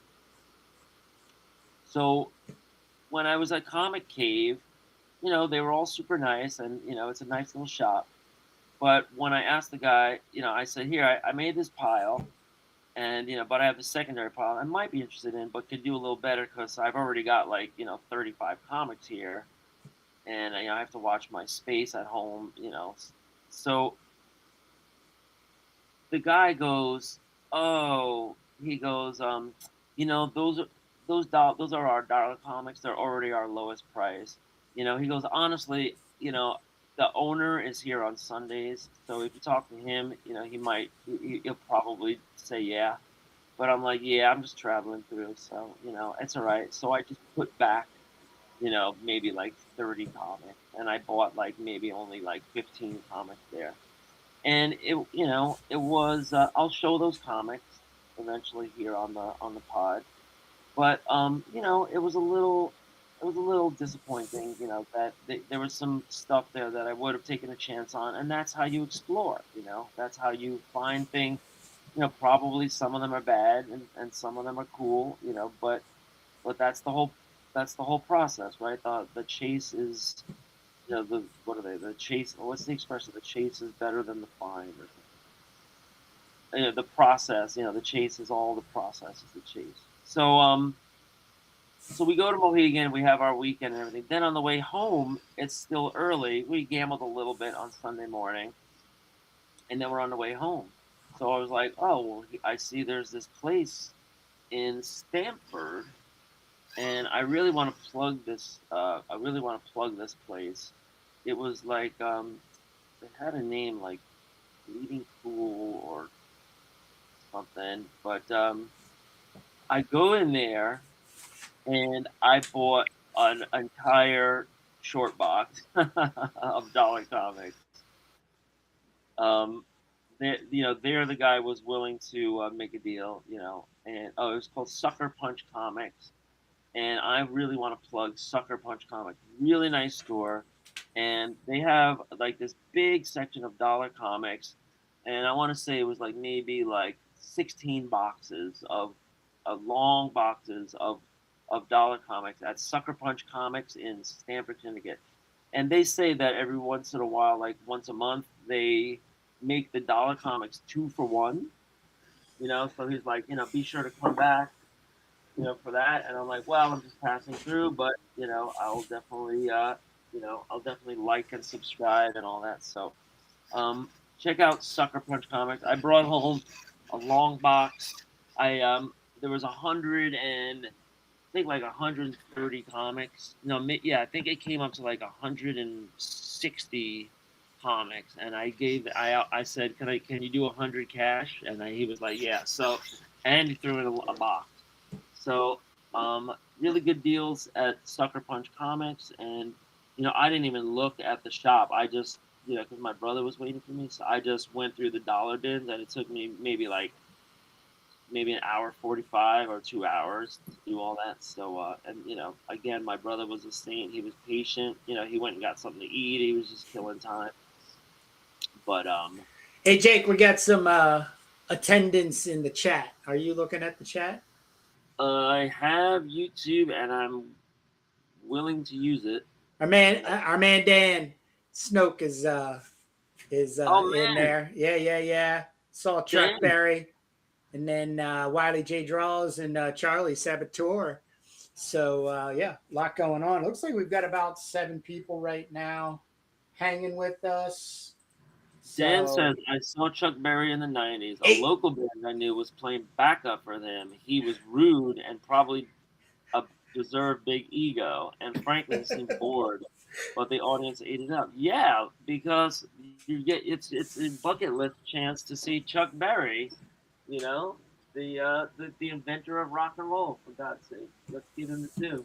yeah, Um, yeah, I heard he was kind of like he was in the 80s, but he was kind of mailing it in, but he was also out there. So I mean, with music, you never know if you're in the middle of a show and you get like really inspired or not.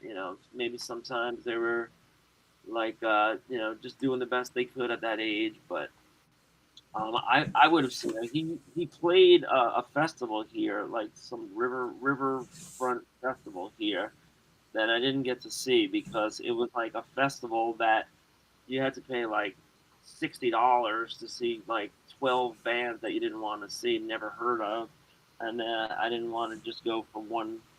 I didn't want to pay $60 just for one guy. But it's good to see Dan in the chat, and I come across Dan's podcast all the time, and I check in Rave with Sensation. Check it out, boys. the Rave Sorry, I was Sensation. asking about the name of the artist that was wanted for murder. So Charlie's asking Charlie says, asking, sorry, I was asking about the name of the artist that was wanted for murder. Did you mention something about that? Yeah, you said Caravaggio? Oh, yeah. Sorry. Yeah, Caravaggio. Yep. Right. Well, what I know about Caravaggio is he was a Renaissance painter, extremely talented, but he painted all these little boys, young boys and men and little nubile little guys, and that there was all these accusations that he was with them, and all kinds of stuff going on. That he was I guess stripping his models or whatever, doing a Michael Jackson, but you love the art, and the artists sometimes have these stories and baggage, and I mean the other thing you got to say is like if it was never like definite, then you have to have an open mind because back then they didn't exactly have like court of law and all this, but They did.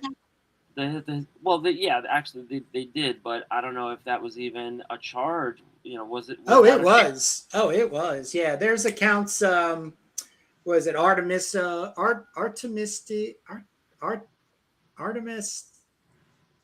General Blecko? Oh, God, I can't remember her name.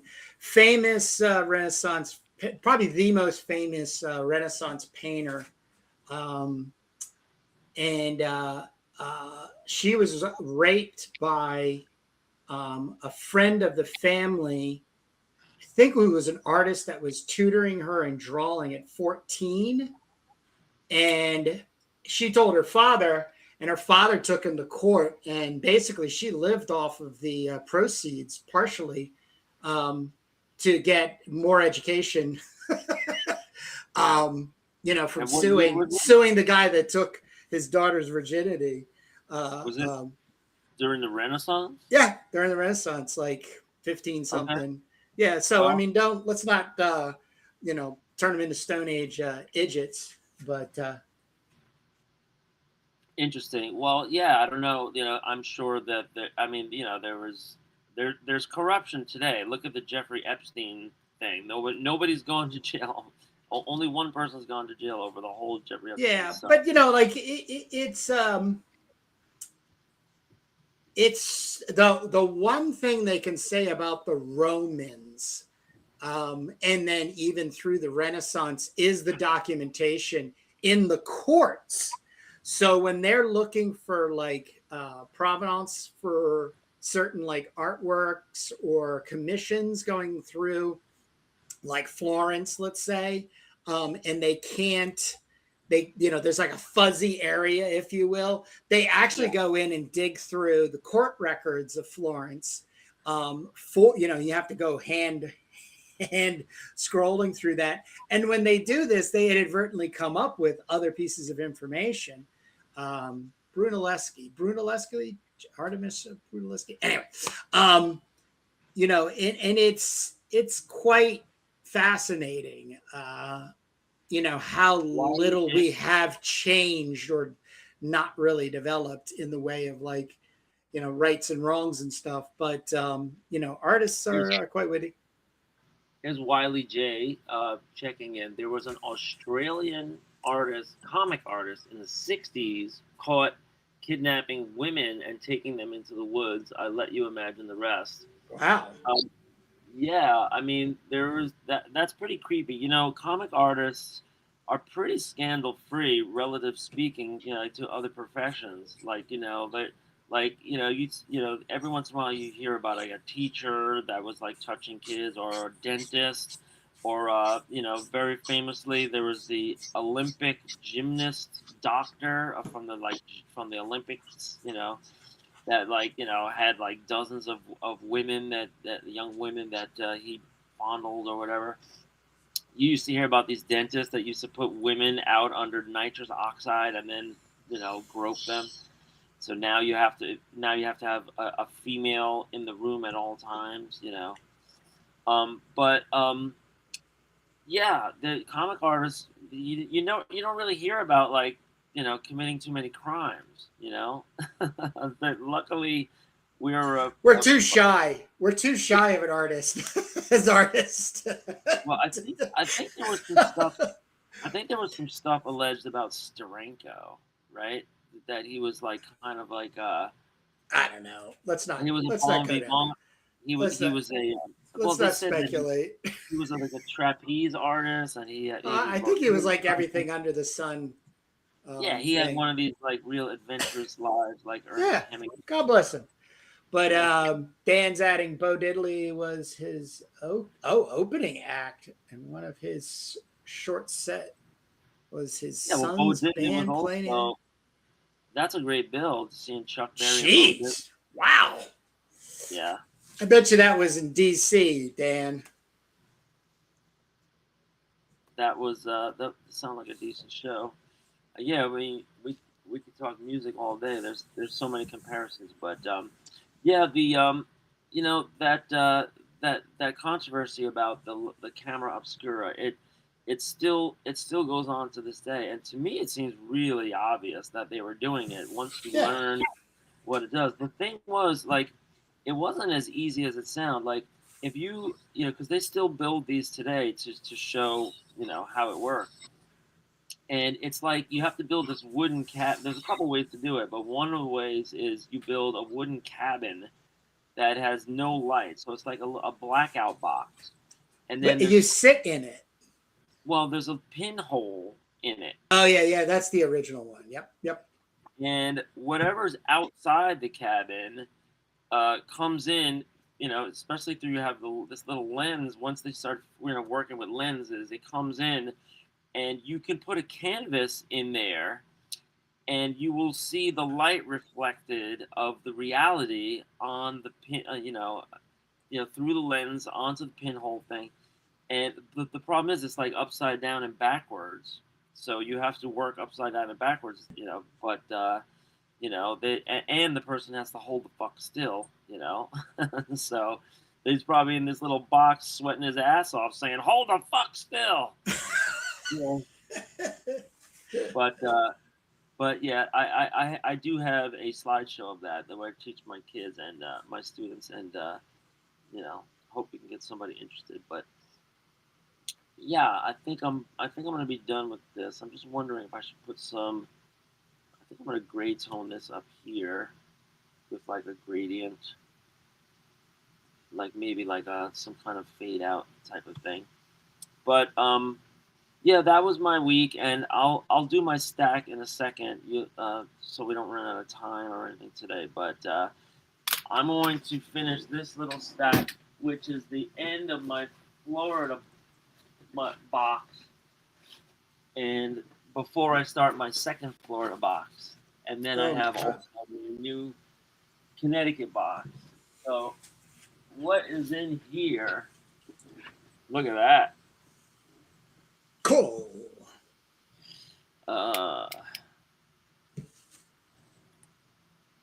So I think I only spent I this was $5. The guy might have given me a break, but I needed to treat myself right. So I bought Call the Conqueror #1. Honestly, I would buy like almost any call, but when they get into like the 20s and the 30s, um, the art is starts going downhill. So this, I'm gonna imagine it's either Mike Plug or Val Myrick. This cover, it's hard to pinpoint. This looks like it might be like John Severin or somebody on Yeah. the cover. Yeah. I mean, it's kind of cool. This big tiger in the back. The So King's your Dead. camera, you're just like, well, you're probably about, you're all the way to the left. Oh, I should I bet. try and? That's perfect. That's perfect. But That's this, perfect. Right there. That's perfect. that's funny because this right here is center on my screen. Wow. So this is the sweet spot. You're sure? That is the sweet spot, baby. I can see the whole piece of the whole image there. I think 'Cause everybody else. I think everybody else can.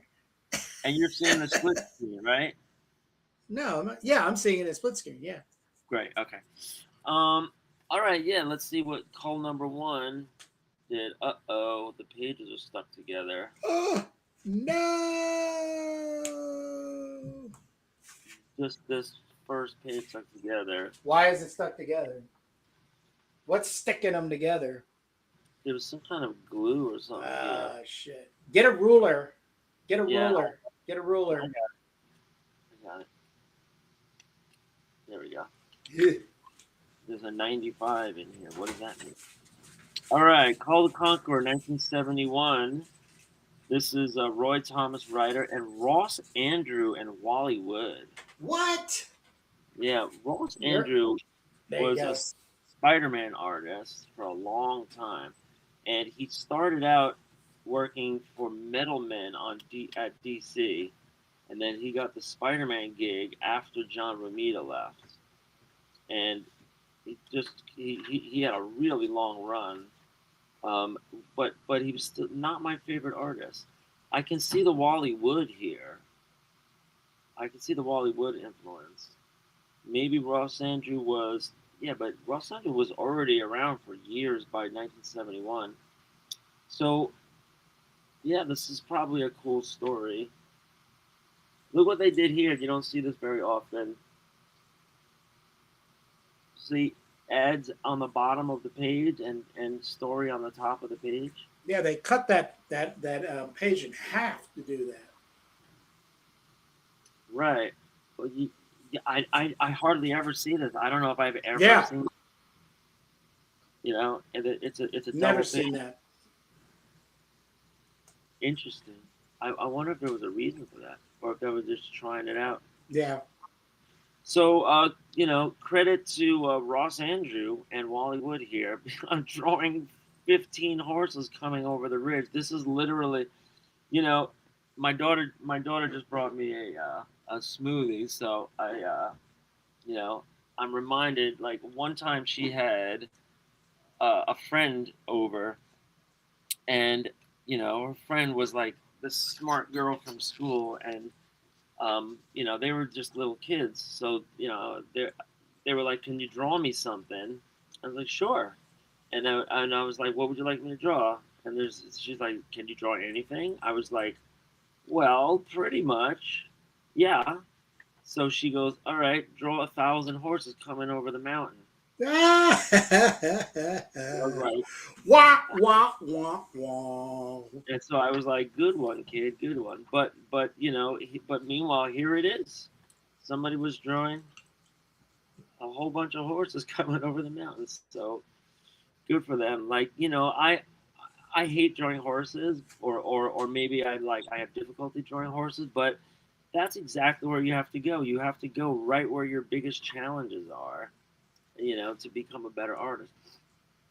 I never saw this comic before. Kazar and Dr. Doom.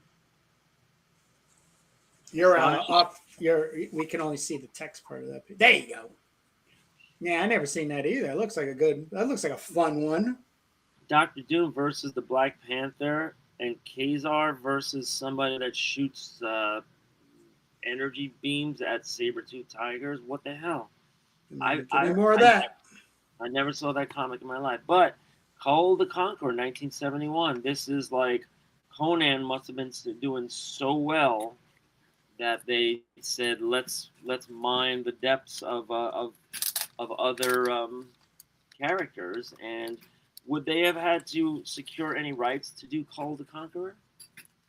Yes, that is owned by the estate of Robert E. Howard. Now I believe it's owned by Conan International Properties. I'm pretty sure it's Conan International Properties owns it. But that was controlled by a guy named Glenn Lord, who did not have a big heart for comics. So he was always being very difficult in allowing the stories to be licensed by Roy Thomas and Marvel. But Roy showed him the way. Because what happened was the boom of the 69 and 70 of comics, the Conan comic, just exploded paperback sword and sorcery novels. So if you look at sword and sorcery up to about like 1969-ish, they're coming out. But all of a sudden, when this comic book goes crazy and then people are like, oh, I want more of this kind of stuff, the paperback novels mass marketing started just like quadrupling their output. So that's when you start getting all these reprints. You get the Conan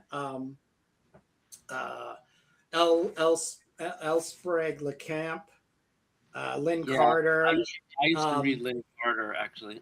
There's so many. There's so much.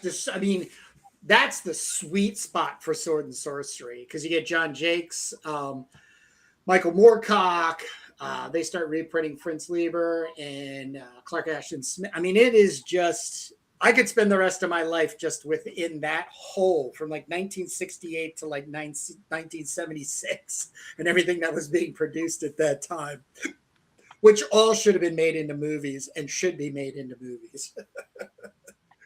Well, wait till the AI machine comes out where you could drop a comic. It's going to be interesting because there's actually a guy I'm watching right now, and it's completely hand manipulated digital image making.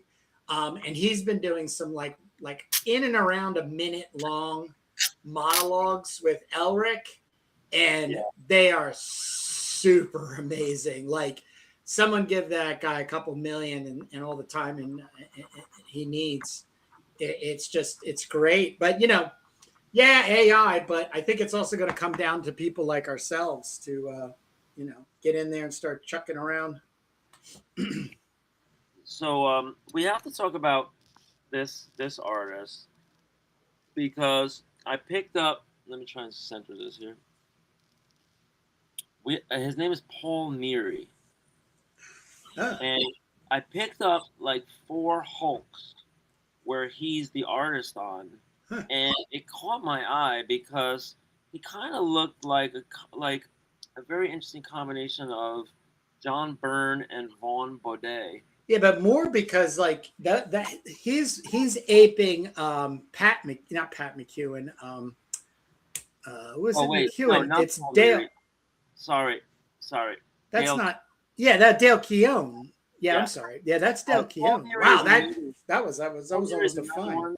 That also has a similar style to that, but Dale Keown here. Dale Keown is the one that did those Hulks, and so later.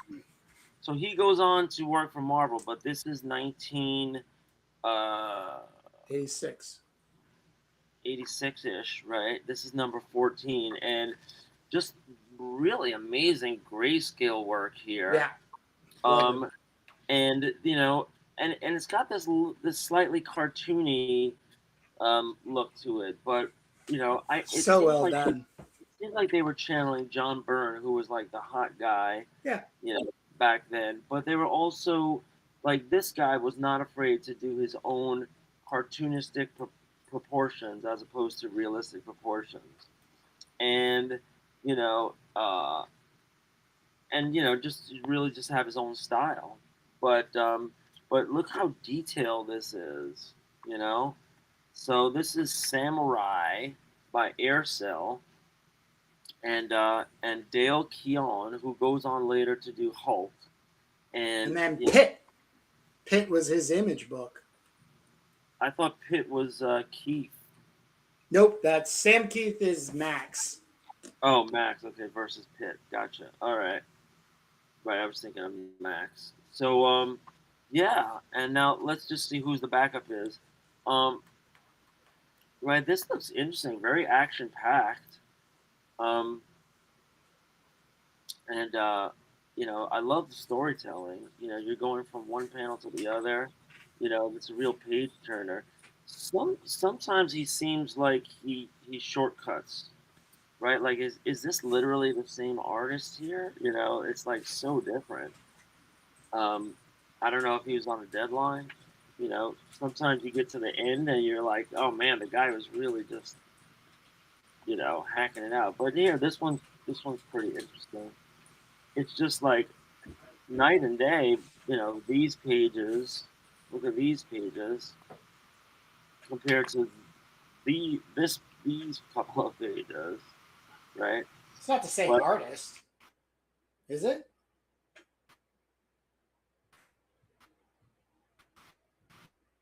yeah, it's just very ads and count pages too. So that's 2, 4, 6, 8, 10, 12, 14, 16, 18, 20, 22, 24, 26, 28, 28, 30, 32. See? 32 plus 4. That's a man after my own heart. We have ads here for Icarus, the flagship of the Interstellar Rescue Foundation. Super cartoony. I don't know if this ever came out in Aircell Comics. I never saw it. Get centered. I don't please. remember. I thought I was. Isn't this center right now? Now it is. Okay. So Thank let you. me move my stack just I always need to be here. Yeah, I never saw this. Coming from Aircell in March. Did they ever turn in the pages? The official Samurai fan club, Ontario, Canada. I guess Dale Keown was Canadian. Yep. All right, moving right along. I took this out of a bag. Now this is a terrible copy, and this is Avengers 199. I think this is John Byrne or George Perez. I don't know. Let's see. The art inside is George Perez, indeed. And I bought this because it has Jocasta on it. And, these sell for probably like $5 a piece, or if the condition is better. But I look inside, it's separated. This thing has really been beat up. It says, and look how blobby the ink is here. I can't even read it. But it's George Perez pencils, and the inks are Dan Brady, Graby, something. Can't even read it. Nice printing, guys. I know that wasn't the inker, but this was George Perez was really good artist on Avengers. Avengers needs a lot of characters being drawn, and then there's a different bad guy every time. This is when they had Wonder Man. I didn't love the Avengers ever, but I loved George Perez. And I want to see Jocasta here, if there's any like really nice splash panels of Jocasta, because I feel like she was always treated just like as like this metallic version of like the Vision or something that, I don't know, she was just treated like an object. And look, can you see how bad this printing is? Like the ink is blobby and the colors are dark. So there's all this detail that's basically being covered over. But the registration is so off and the color separations are so clunky on a panel like this. It's like, oh, let's make it light blue, but we'll put like a dark shade in. And the dark shade doesn't correspond to anything. It's just like, blobbing in here. So that's Avengers 199, bad condition. Here we go.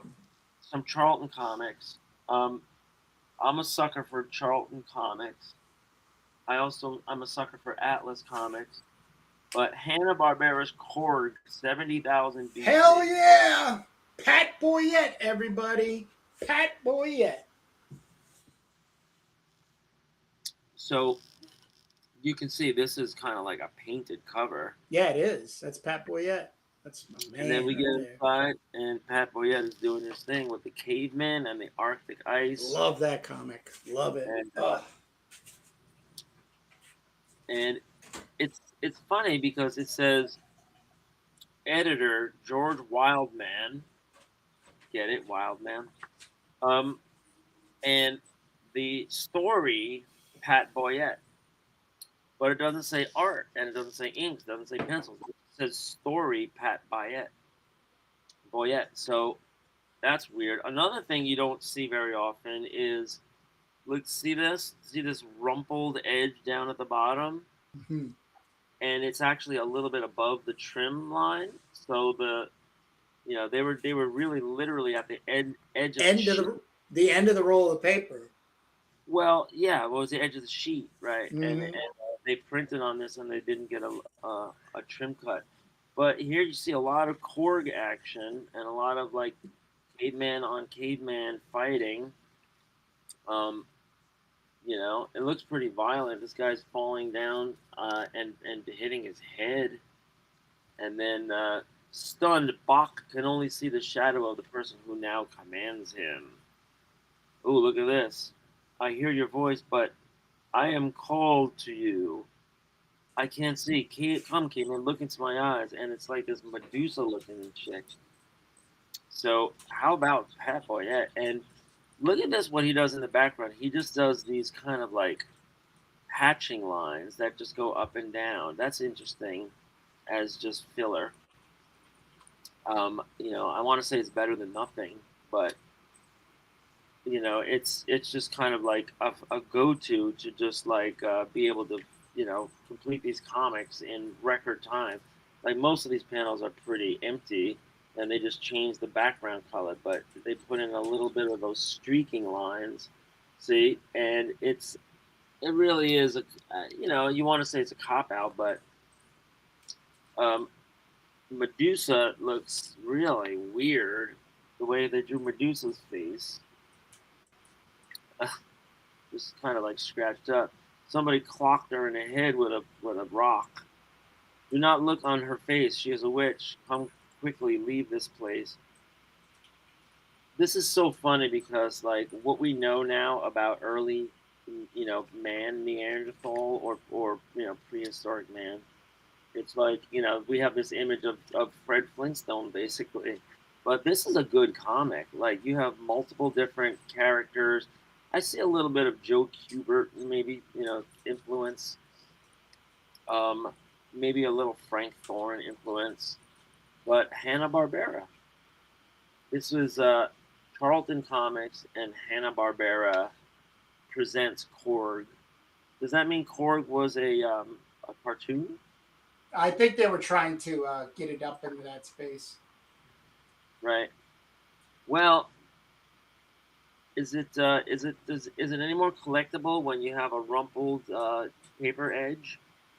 Because it's really pronounced here in the back. Look, it's like a 1/4 inch above the trim line that they were above, and so the paper ended up being short on the length, which you don't hardly see either. I'm seeing some interesting things here. Moving right along, let's go to Commandy number 36. So I have this problem. Do you have this problem when you're out looking at dollar comics and you don't know whether you have it or not already? Oh yeah. So I'm buying Commandy number 36 here, but I could very well have it in my Commandy box. So if that's the case, no problem. That means I have a double, which means I'm bringing it for sale. And this is a Joe Kubert cover. And if there was Joe Kubert inside, I would be happier than a pig in shit. The the thing is kind of damaged. It's not great condition, and you could also see here that either the printer did this, or maybe somebody. Yeah, this had to be the printer. The print. Why are the printers so off here? But look, see how this is like half an inch verkaktische on the corners. So all the stuff we had to deal with.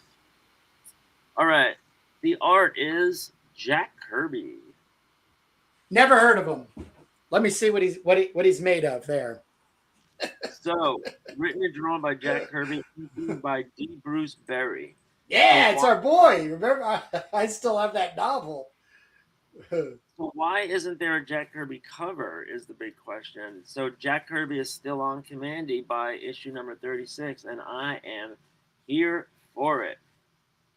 And we if anybody wants to check out, we do page by page, panel by panel, one issue of Commandy going from 1 to 20 when we first launched our Comics That Influence, because these are definitely comics that influence. So fun, so much fun. So much fun. And Commandy, the last boy on Earth. So we were like, this was an era. This was 1975, and this was an era where Jack Kirby was an older guy. He was an older comics pro, and he was cranking out 3 titles a month. And here's how he used to do it. Here's how he did it. See this? A third of a page is just says the title, which is right here. Why is that necessary? All right, because it's getting you down. Now I only have to do one drawing here, and the indicia is taking up another, quarter of the page. Then we get some stuff here, we get some stuff here. But look, already on page 4, it's another beginning of a new chapter. So now you can just take the whole top third or top fourth and just make it these big letters. So that was one way where he was able to blast through. Look at this. And then that was just 3 pages, like 1, 2 pages. And then we're going to do it again. Chapter 3, Welcome to the Resort. And it was just like, let's make this one splash page, which is just basically like one panel drawn bigger. And then some lettering up top. And, and then he had all of his, motifs that he kept going back to, like the Kirby dots, and he's got plenty of action. He's just laying this stuff out. And then this chapter goes on for a while. The anthropomorphics. We have a Joe Kubert ad for Pom Pom candy here.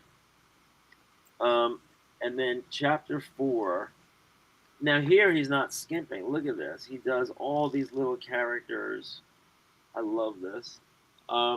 See, this is like an action scene of a whole bunch of wolves overtaking, this giant crowd of humans. Look how detailed this is.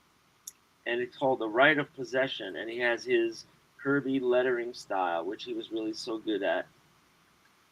So now we're getting through the whole thing. I love Commandy. Like, this is what inspired Pearl White Malady. Even the name Pearl White Malady, it sounds like Commandy. It was just my idea, like, I gotta make a title of a post-apocalyptic future world. And, we have some things that are different. Pearl White Malady is on a demon planet, and Commandy is on a planet of anthropomorphs. Earth. But it's future Earth, right? And it all comes out. Why, you double-dealing wolf? He shoots them, look at this, with this chemical agent, and they all get covered in mud. How beautiful is this, man? God damn. I can't stand it. What issue is that? This is 36. Wow. Kirby did Commandy 1 to 36, and I think maybe this is why they were starting to transition him off. They're like, all right, we'll get Joe to do a cover for you. Everything's coming together quick, and then eventually he stopped doing the art. But I think it was in the 30s where it was quite a run. By 1970 to 1975, so maybe that was like 12 issues a year. Come on, man, who can I mean, it's going to be interesting when I'm retired. I might challenge myself to do, you know, a page a day or something. That would be great. All right, what do we got here? Comic Harrier Comics presents. Whoa! What the? Yeah, interesting colors. Wow. Harrier. So they were the ones that did Red Fox, right? Yeah, and then that other that female Barbaria or something like that. Oh no, and then Quaras. Quaras. Yeah, it's all British. It's all British reprints. Let's see. Martin Locke, Alan Moore, Dave Harwood. It says Bizarro Canada. Is there a place in Canada called Bizarro? Look, it says Bizarro Maple, 1272 Lettsby Avenue, Bizarro, Canada. Oh, that was a letter. Somebody wrote a letter. And Voodoo Maple, Box Station. What does that mean? Bizarro Maple. These are all Canadian? Yeah, there's some addresses in here. England, Cheshire, Surrey, Glasgow, Leaks, England, and then Ontario. Kind of confused, but this is definitely the international product here. So we got Martin Locke and Dave Harwood, 1985. Black and white indie. A lot of standing around so far, but it looks like people on this majestic ship, they're all in there dressed up. A lot of standing around here. This must be a hell of a story. Oof. Who wrote it? It says Martin Locke and David Harwood, but it doesn't give the breakdown of. Yeah, no, Martin Locke was the writer, because here it says script Martin Locke, art Dave Harwood. So Dave Harwood is your pencil and inker. It's not his fault, but Martin Locke. This is number 9, Conqueror number 9. Martin Locke.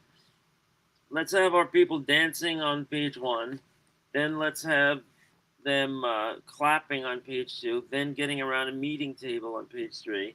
Then we'll have them standing around pointing. Then they're talking, and they're talking more, and they're talking. At least the artist is like varying the angles a little bit.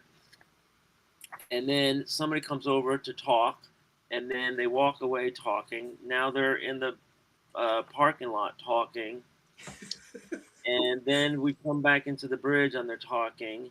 And they're talking some more. On screen, talking. Now we're in a meeting chairs and we're talking and making points.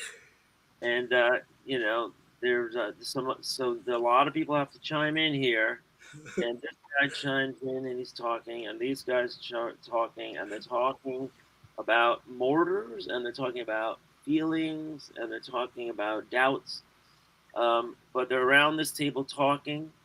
Here. Somebody finally gets up, and she walks to the elevator. And we have these establishing shots of them out in space. You know, maybe once a page or once every couple of pages, right? That's kind of nice with the spaceship. But here we are back in the cabin, and he's getting dressed. She's doing her makeup. Then they're in the hall talking. Now this commander guy comes over and he starts talking. Now they're all talking here. Now these two are walking away when they're all talking. Now they're in the gym, and then they come back into the bridge, and they're talking, and the ship is docked, and they're talking down on the ground, and they're talking here. Here we're talking. Here are some helicopters are taking off. Here they're in the helicopter, and they're talking. Oh my God.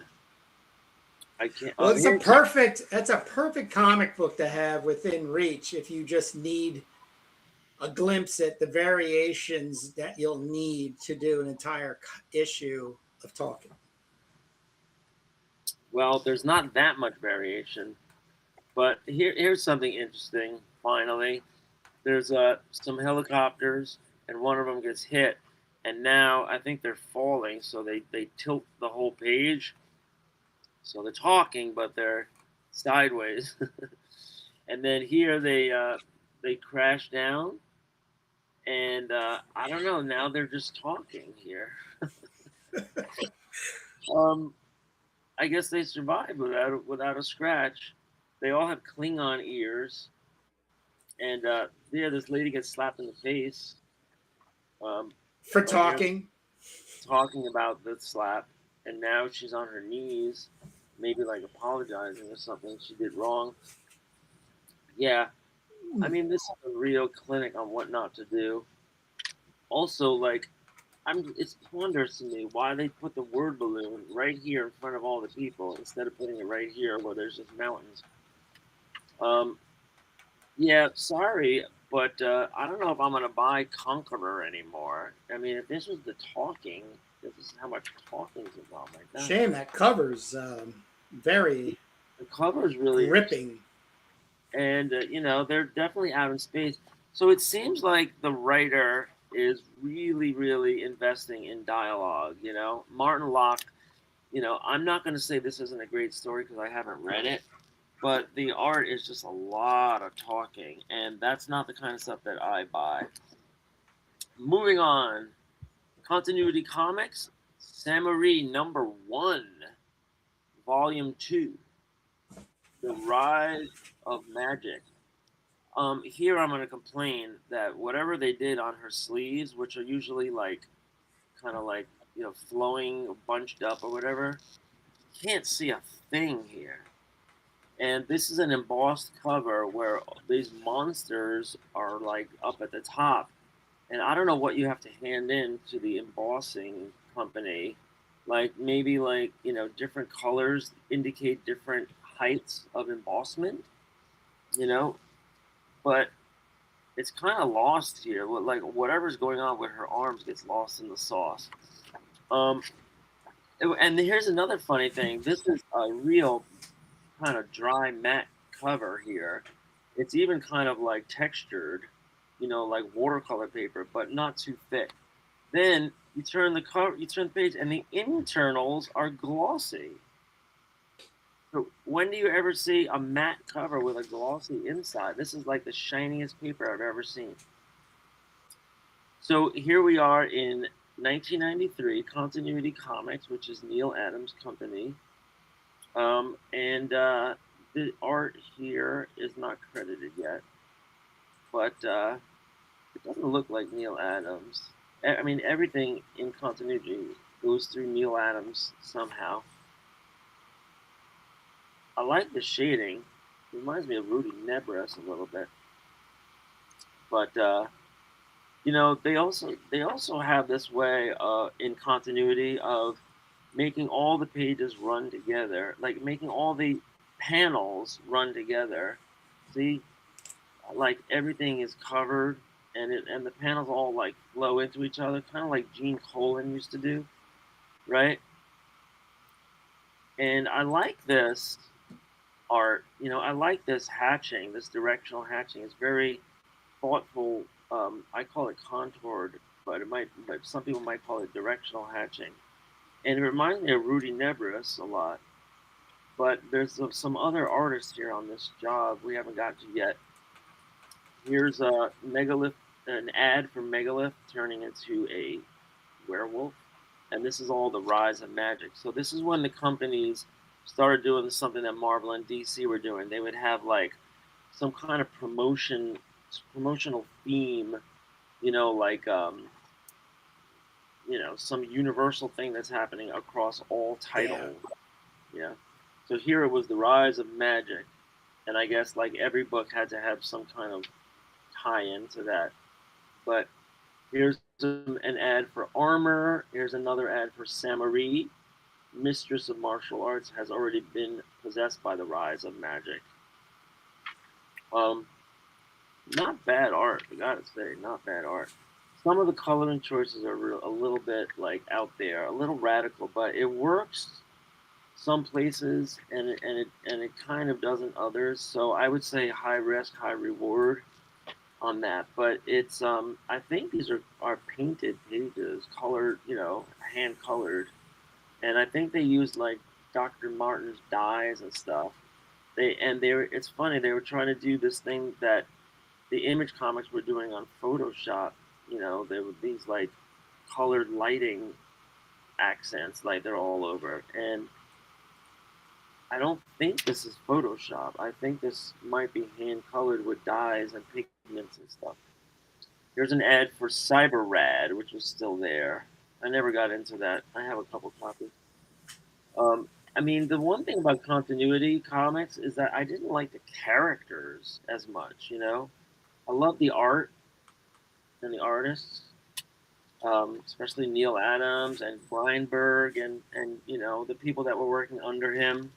I think also Barry, not Blair, Bear was, and the guys that were doing like Flair and AC Comics and stuff. I think they worked for him. This is really interesting. Good stuff. Nice comic. So this is Samory number 1, volume 2. The only thing missing in this comic is Samory. Like, I don't see Samory anywhere. Where the hell is Samory? There's no Samory. Is she just a civilian in this, or is this like concentrating on other characters? The only Samory is here in this ad. Samory Possessed, the coming next issue. And that's all. That's Mark Beecham covers. This does look like Mark Beecham, yeah, and this also looks like it could be Mark Beecham, but I still haven't found the credits yet.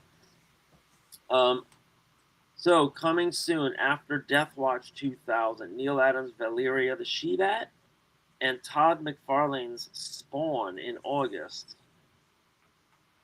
What? Image had launched by 1993, right? Yeah, it's 92, I think, is when they launched. 92. So why are they talking about Todd McFarlane's Spawn is going to be a guest star in Continuity Comics? Mm-hmm. Did that actually? Oh, I don't know. This might be an ad for somebody flooding the zone that might have never happened.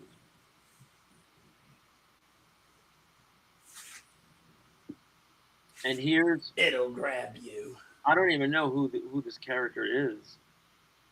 Possessed by the Rise of Magic. This is a really intense pinup. Look at all these backgrounds and all this like layering and everything. But it doesn't say who did it. There's no signature. Art Adams? No, not Art Adams. No. I think so. No, look at all this, man. God, man, you're right. It says good art and good story in the same comic book. I kind of recognize this piece of thing. It's like they give me the Art Adams vibe. I don't know. Oh, so this was a wraparound cover, no less. Like, oh no, not really. No, it's not. Well, yeah, look, this does wrap at the top. Yeah. But then this is kind of like framed in here, and I never found out who made this comic. Where do I find the credits for the artist and the writer or anything? There's no title page. It just says here, The Demon 500. And the indicia says, Samory, May 93, 1991, published for Continuity. Can't even read it. It's on a dark background. Copyright 1993, Neil Adams. Armor is published monthly. I don't know. This is just boilerplate. And then I went through this whole thing and I didn't see any credits anywhere. Did I miss it at the end? This is the last page. This is the last page. Just kind of ends. Demons, he has returned. Harriman. And it doesn't say to be continued. It doesn't say the end. It doesn't say nothing. It just has some ads. And there's no fucking credits. So this is really confusing. This, okay. Neil Adams, you forgot the credits. I'm wondering who did this. It's beautiful art, really nice art. And there was a couple of his proteges that were really good. Which one was it? All right, here we go. Atlas Comics. I was like, getting this, buying. So Rich Buckler. So this Atlas Comics is when Martin Goodman had made a deal to sell Marvel, but he was still working for them as the publisher on salary for a lot of money. And then I think it was his brother, and he put Atlas Comics under his brother's name, and he also reclaimed Atlas Comics because Marvel had published under Atlas Comics back when they were flooding the zone, as well as Timely Comics and as well as Marvel Comics and as well as Red Circle or what whatever it was. There was all these different comic companies that they used to like avoid legal problems when they were like republishing, rehashing, and repackaging stuff. So the Tarantula #3. So it's weird suspense. The Tarantula. I don't know if this is which is which. Let's see when we get inside. Death stalks the tarantula with wings of stone. That creature is ripping the tarantula apart. I love this. Two people coming out of the subway and they're like, look at these characters, the way they're just like freaking out. Like, oh no. So, and Rich Buckler, of course, was a yeoman who was, Marvel, DC, worked for everybody. Inside, it says Larry Lieber, editor.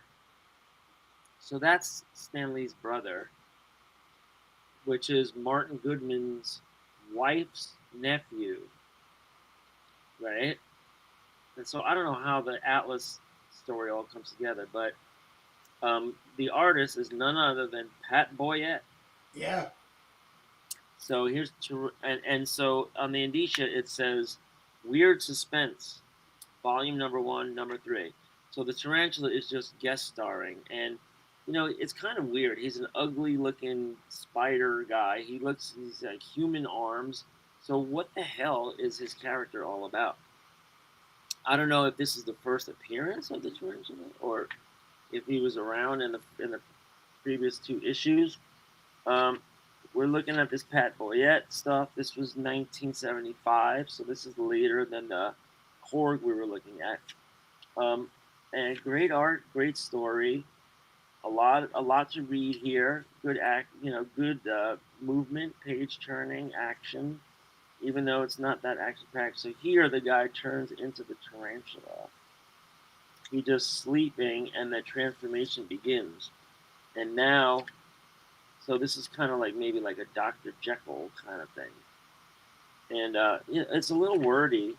Gary Friedrich was a very popular writer for Marvel, and I heard that Atlas was hiring these people away at like standard rates so they could get more work.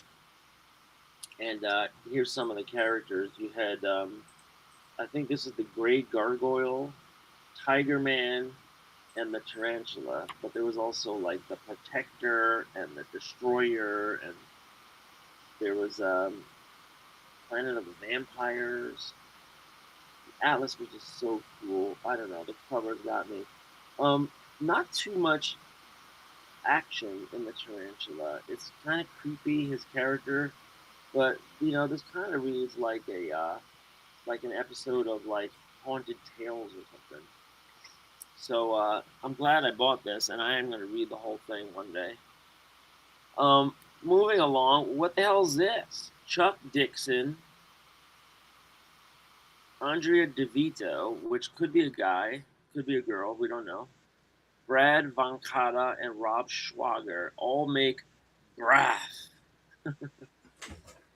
And Conan clone. Well, the comic company is called CGE. So it's CG Entertainment. Oh, CrossGen. So I've heard of them. Yeah, I have comics from Cross. So it's Cross Gen Entertainment, featuring Braff and Andrea DeVito art. Um, get inside, and it's full color glossy, and it's kind of this, yeah, kind of sparse. Like a lot, they're relying a lot on splash pages, and that'll get you through the pages a lot quicker. The action is very fast here. You know, there isn't like small panels. There's 2 panels on a page, or just the whole thing is a splash. But we see Brass, and here's some epic battles going on. And now we're getting to some smaller panels. Here I noticed that my comic is ripped, so that's disappointing. Somebody ripped this whole thing right here. It sucks. Not that this is worth more than $1, but yeah. So the Braff. Now he's in the forest. So good colors on Braff. Good, I guess. Good art. Chuck Dixon is the writer. Here's an artist profile on Brian Polito. What do you do for Cross-Gen Entertainment? I write Lady Death. So they're plugging some other stuff. Creator quiz, blah, blah, blah. Here's back issues like crazy. Oh, no, these aren't back issues. Oh, wow, look, this is a list of comic book stores. Circa 2003. So I bet you a lot of these comic stores are still there with phone numbers. So they're like, they've got the goods. So these are comic stores that are carrying cross-gen comics. And I love seeing this. They're plugging them all with their phone number. Now, I don't know if they realize they're giving other comic book creators the ability here to just cold call them all and ask if I can UPS you 5 copies of my comic or something. I don't know. Let's see, the Wizard voting, and then an ad for Meridian. Key issue, Meridian number 34. So they have been really plugging along on Meridian, written by Barbara Kessel. Here's an ad for Solus. I don't know some of these things. This is number 1, written by Barbara Kessel, art by George Perez and Rick Magyar.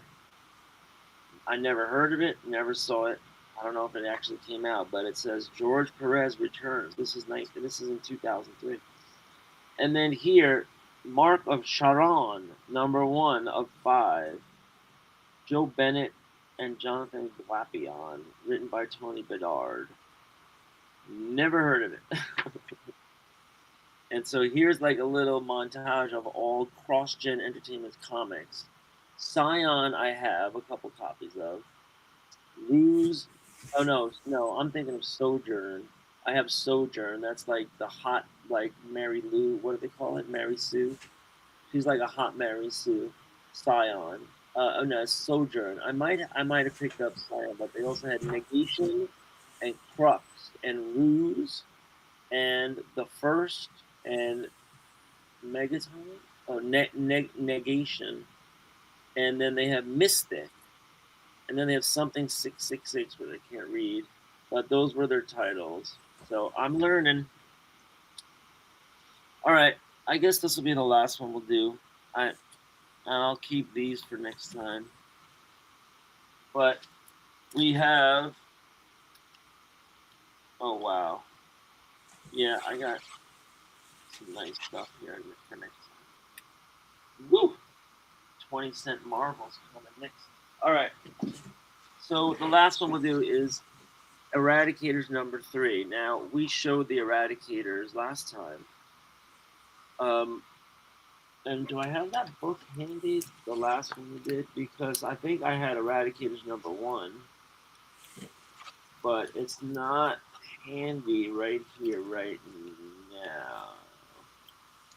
So it must be in the big box upstairs. But here's Eradicators number 3, and this one has a Timothy Vigil cover.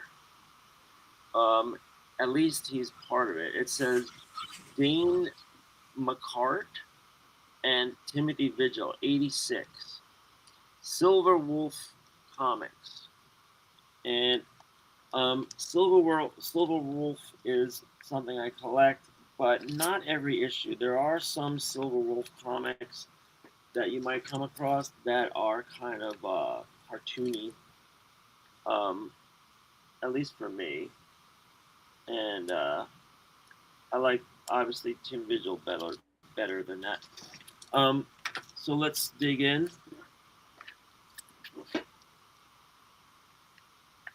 This is 1986. From the top, this is the first from the top column in Silver Wolf line. I will letting you know through this column what is happening at the home office. Let's start with the late problem. As you know, we had some problems with the second issue of Eradicators and the first issue of Grips. This set us back a little. After the new artists got onto the books, it took a little more time for the artists to get the hang of their books than anticipated. Next, we found that some distributors didn't like to pay as agreed upon. Well, if you're late, this set us back a considerable amount of time also. Then lastly, we've had endless problems with the Stetch #1 issue. The entire issue had to be restarted with a new artist. Welcome aboard, Rob Liefeld. And Really? And we expect the book to be a little late. So apparently Rob Liefeld had to redraw Stetch #1 from Silver Wolf. This must have been at the very beginning of his career. On to the good news. By now, you may know that there's a sister company to Silver Wolf called Silver Wolf Games has hit the market with a bang. We have found the books to be well received by those who have given us feedback. Check out Holocaustic Dungeons and Arena. But did you know that there was a third part to the Silver Wolf company? Yes, there is Silver Wolf Software produces 2 programs right now. The comic book organizer and the computer version of Holocaustic Dungeons. In February, the computer version of Arena will hit the market as well. Now back to Silver Wolf Comics. In February, we will have 20 titles on the market. Yes, 20. They are Dungeoneers, Eradicators, Grips, Fat Ninja, Dragon Quest, Stetch, Thieves, Nightmaster, Edge, Legion X1, Legion X2, Port, Real Games, Guillotine, Dark Assassin, the comic book art series, the comic book trivia comic book, the Silver Wolf comic talent search, Fantastic Fables, and Victim. Well, I loved reading that because that was a perfect example of what they call flooding the zone. You're going to announce 20 comics that maybe 5 came out. I've heard of Fat Ninja. I've heard of the Eradicators. I've Dragon Quest. Stetch. Did Stetch even come out? Featuring Rob Liefeld? Guillotine, Dark Assassin. I haven't heard of a lot of these. So let's get into the comic. Cover, Davidson, McCart, and Visual Pencils and Inks, McCart. So this is Dane McCart. Art. Dane McCart. And I've never heard of him, but pretty interesting, pretty kind of empty, you know, kind of cartoony. Looks like a brush style, like he's just using brush. And then maybe some rulers, you know, kind of sparse.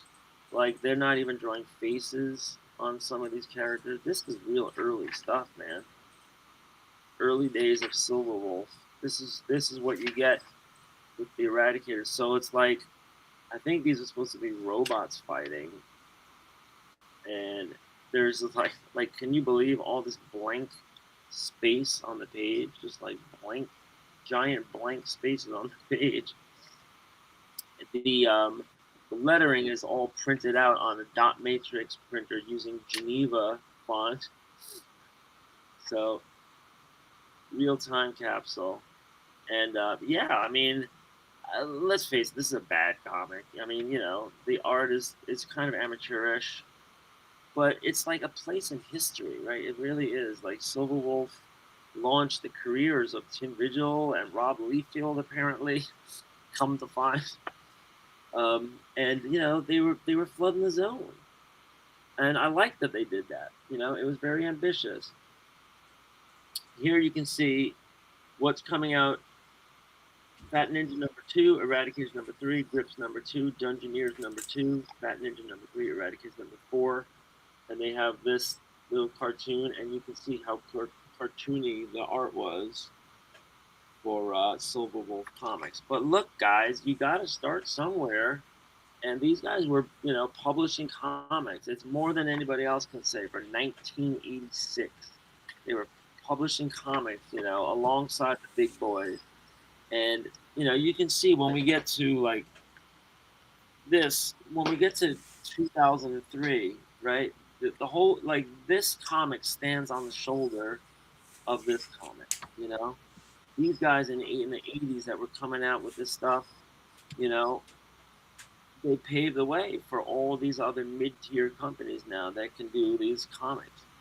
So let's all applaud the Eradicators and Silver Wolf Comics, who have their place in indie comic history, for sure. And Kurt, that is my report. This concludes another segment of Comics That Influence. Good times, good times. All right. Well, I just want to spend a little time here thanking everybody joining us on a Friday. Man, I didn't think we'd get this many turnout.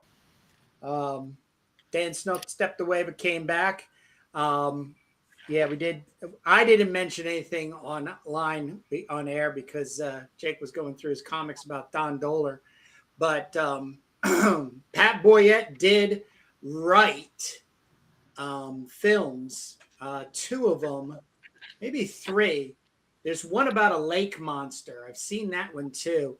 But so far between the 2, the Girls from Thunderstrip 1970 is a fun.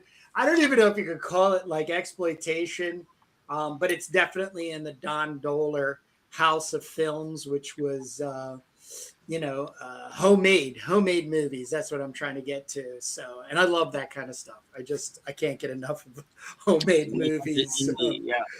So. But yeah, God rest that man's soul. Don Dohler, he was just hammering them out. And a Baltimorean. That's why it raised Dan's ears. I got to get back to some of my exploitation movies, because I found that one director. I was on like Tubi or one of those movie sites where you can see all the movies with ads, all the old movies with ads. And I recommended one to you about the stewardesses that fight the kung fu guys. Yeah. And it turned out that was a director who had tons of movies out over the years, and going into the 80s, and maybe even the 90s. I don't know, but I started all the way at the beginning. And I had only seen that one of his. I got to get back to that, so I got to find what his name was. But we have it. We have it on a podcast that we spoke of, where I was recommending it to you. And I don't know if I have any time for watching movies lately until we get this. Like I'm in like deadline mode trying to get this stuff ready. But I do want to get back to that and then pick up on some of those other movies from that director, because he was using the the Filipino actors, and he was doing all the same kind of stuff as our other favorite directors from the Birdcage and the women's prison stuff, all the Filipino low budget Filipino movies we were watching. But we'll get back to it all eventually. Yeah, I think one of the things that I'm hoping as I get more proficient with this OBS is, as a matter of fact, I have some time cut out tomorrow where I'm going to do a little self-educating on being able to bring in video clips.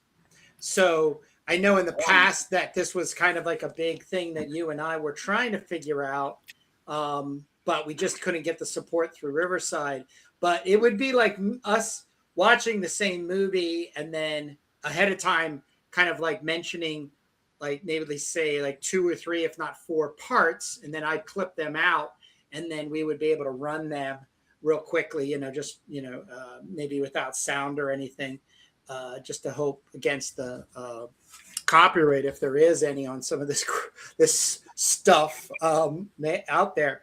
But it is definitely something that's on my list of figuring out. But other than that, Jake, I'm going to bug you Sunday morning to do the same thing for me for page 2 of Turbo Pit Fighter issue 2, because I will be getting my skeletal inking accomplished on Sunday for page 1 here. So I would be hopping straight over to page 2. So if this is how we have to go about it, I'm fine with that.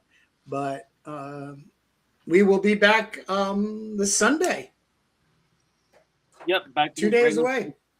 Back to regular schedule Sunday. Yep. 10 o'clock Eastern. Check us out. Also, you could check out all of our back episodes. You can binge them all. Not that anybody ever would, but we have our Comics That Influence segment, and we have our Indie Creator segment, which are pretty interesting to watch and or listen to, especially if you're drawing. Couple of comments that we want to make sure that we get to, because we love comments. Let's see. Ross, all right, so John Severin, Wiley was saying, I think we're talking about that cover to Cull #1. John and Marie Severin did a Cull portfolio. Oh, wait, hold on. Are we missing some? Let's see. Charles Biro, the writer, artist of Crime Does Not Pay comics, murdered a woman. It might have been his wife. I don't remember for sure. So you're telling me that the guy that does Crime Does Not Pay comics murdered his wife, and he was brought to justice, proving that crime does not pay? It was. Dan Snow confirms it. Let's see. John Severin and Marie Severin did a Cull portfolio. Excellent stuff. Ross Andrews' best work was for Atlas in the 50s. Yeah, I know I think he might have been on, like, was he on Challengers of the Unknown? I know that there was, like, very early Gil Kane stuff and Ross Andrews stuff, like, kind of overlapping time eras. The Khazar 7 Doom was penciled by Wood? Maybe? Yeah, it's pretty cool. Some Comics Anthology about 2 years ago had a comic telling the sad details of Charles Biro last year's. Sad stuff. The name of the comic and the artist is on the tip of my brain. So, like a biographical comic. Yeah, that sounds like it would be a great topic for a true crime comic. Wood could have been a Marvel artist if Stan had treated him right. Well, Wood was a Marvel artist, but they had a falling out right in the middle of Daredevil. I think Wally Wood launches Daredevil, right? And then they had to switch him out in the middle, and I think that was where John Romita got his first break. Was in Daredevil, but he had to have Kirby or Buscema, I think, were had to do like the initial layouts for him, just to kind of like give him like maybe like the simple page breakdown thumbnail, and then he took it from there. But there's no doubt that John Romita became on his own one of the best comic artists in history. So yeah, Pat Boyette, and then I've never seen them. They're like Don Dohler films. I think that issue is a reprint. Kirby was already off the book. Wiley J is talking about Commandy number 36. Kirby was already off the book. So then they were reprinting an earlier edition of Commandy without saying so? That doesn't seem like it makes sense. Let me see if I can pull it back up. I step away from the stream and you guys talking about Don Doler films.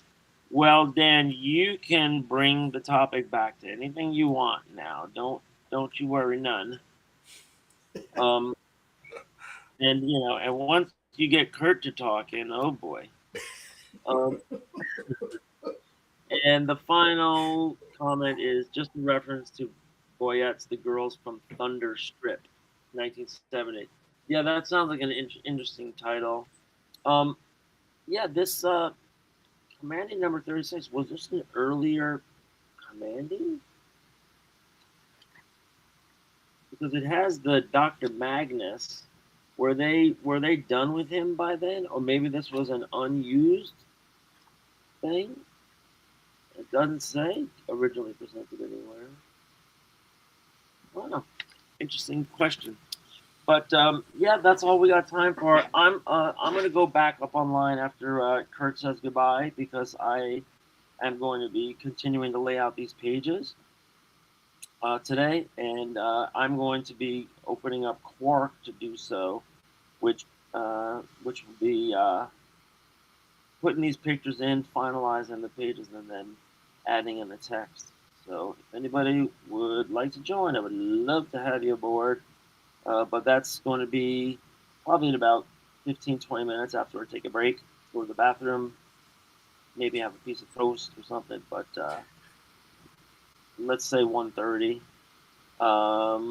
Yeah, and I'd love to hear from if anybody's out there and you want to go live, you want to jump up on the stage. I'm just going to be on Substack.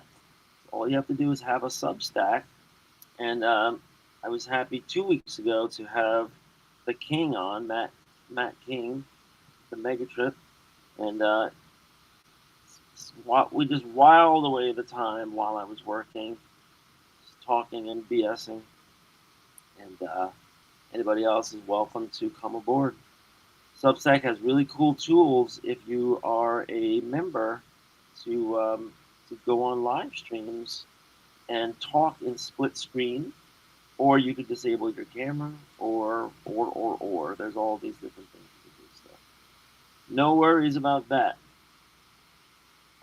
Yeah, so Kurt and I are we're rounding in on finishing View Magazine #1, but yeah, I got to get on the stick, and I've been a pretty good boy this week. I maybe converted 10 pages so far of Pearl White Malady, and that means I have another 12 to go and finish out the inside front cover, inside back cover, and just go with it, man. Send it to a printer, get the copies back.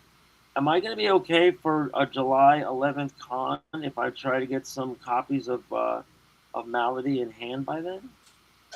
You would have to get them to the printer by the end of this month. Like Mix'em takes, I found Mix'em to be about a week out to print, like, or within a week to print my books, and then about within a week to get them to me. So Yeah. wouldn't want to wait.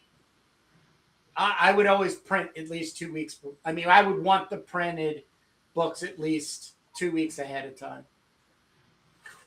And where's Mix'em physically located? Georgia, I think, or something. I don't know. Indiana. Well, why don't I just go pick them up then? I don't know. I'll figure it out.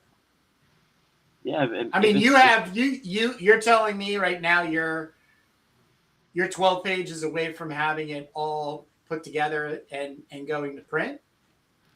Pearl White Malady, yeah. Okay. Yeah. But the final production is just like photoshopping the pages, leveling the pages, and I do have to do one thing where I go through the credits. Like, a lot of the students wrote their names on the back of the page that they worked on, so I have to credit them. So I think I'm gonna have to just make maybe on the inside back cover or something, page 1, Julio, page 2, Gabriel, whatever, and whoever signed their name to something should get credit. And here's a question: what happens if they put their first and last name? Don't Do put I their just- last name. No, don't put their last name. Yeah, I don't think Well, you're allowed to legally, Well, unless they're you got the adults. parents. A Huh? lot of them are adults by now. Really? Sure. 7th, 8th graders? You said there were 7th, 8th graders. We started this project in 2015. Oh, okay. So a lot of these kids are adults by now. But yeah, I'll just do their last initial, you know. Yeah, that's always a good call. Yeah, I mean, it says the school, and it'd be great to reconnect with some of the people that contributed, but I doubt that's going to happen very much. That they're ever going to see this indie comic book,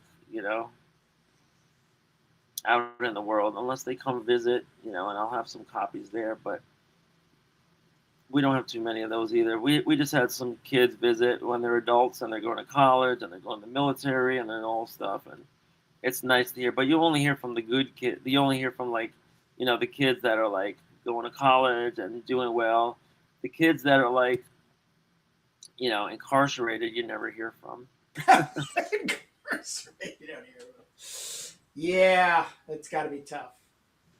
Yeah. All right, well let's close this one down. It's a nice solid 3 hours. Definitely got a lot going, and looking forward to Sunday with you. All right, guys. See you all next Sunday, 10 a.m. Eastern. Don't forget, we're here waiting for you to come join us. Hopefully you're drawing, you're doing something, join the comments, plug your own stuff. I don't have a copy of Turbo right here, but I'm supposed to have it handy. Oh, here it is. Nope. Yes, here it is. And yeah, I have to get some of these reprinted too, so I'm just trying to bundle it all together. I'm just going to take this exactly as it is and just make the cover a little darker. That's it. But I'll see you, man. All right, I'll see you Sunday, 10 a.m. Next Sunday, 10 a.m.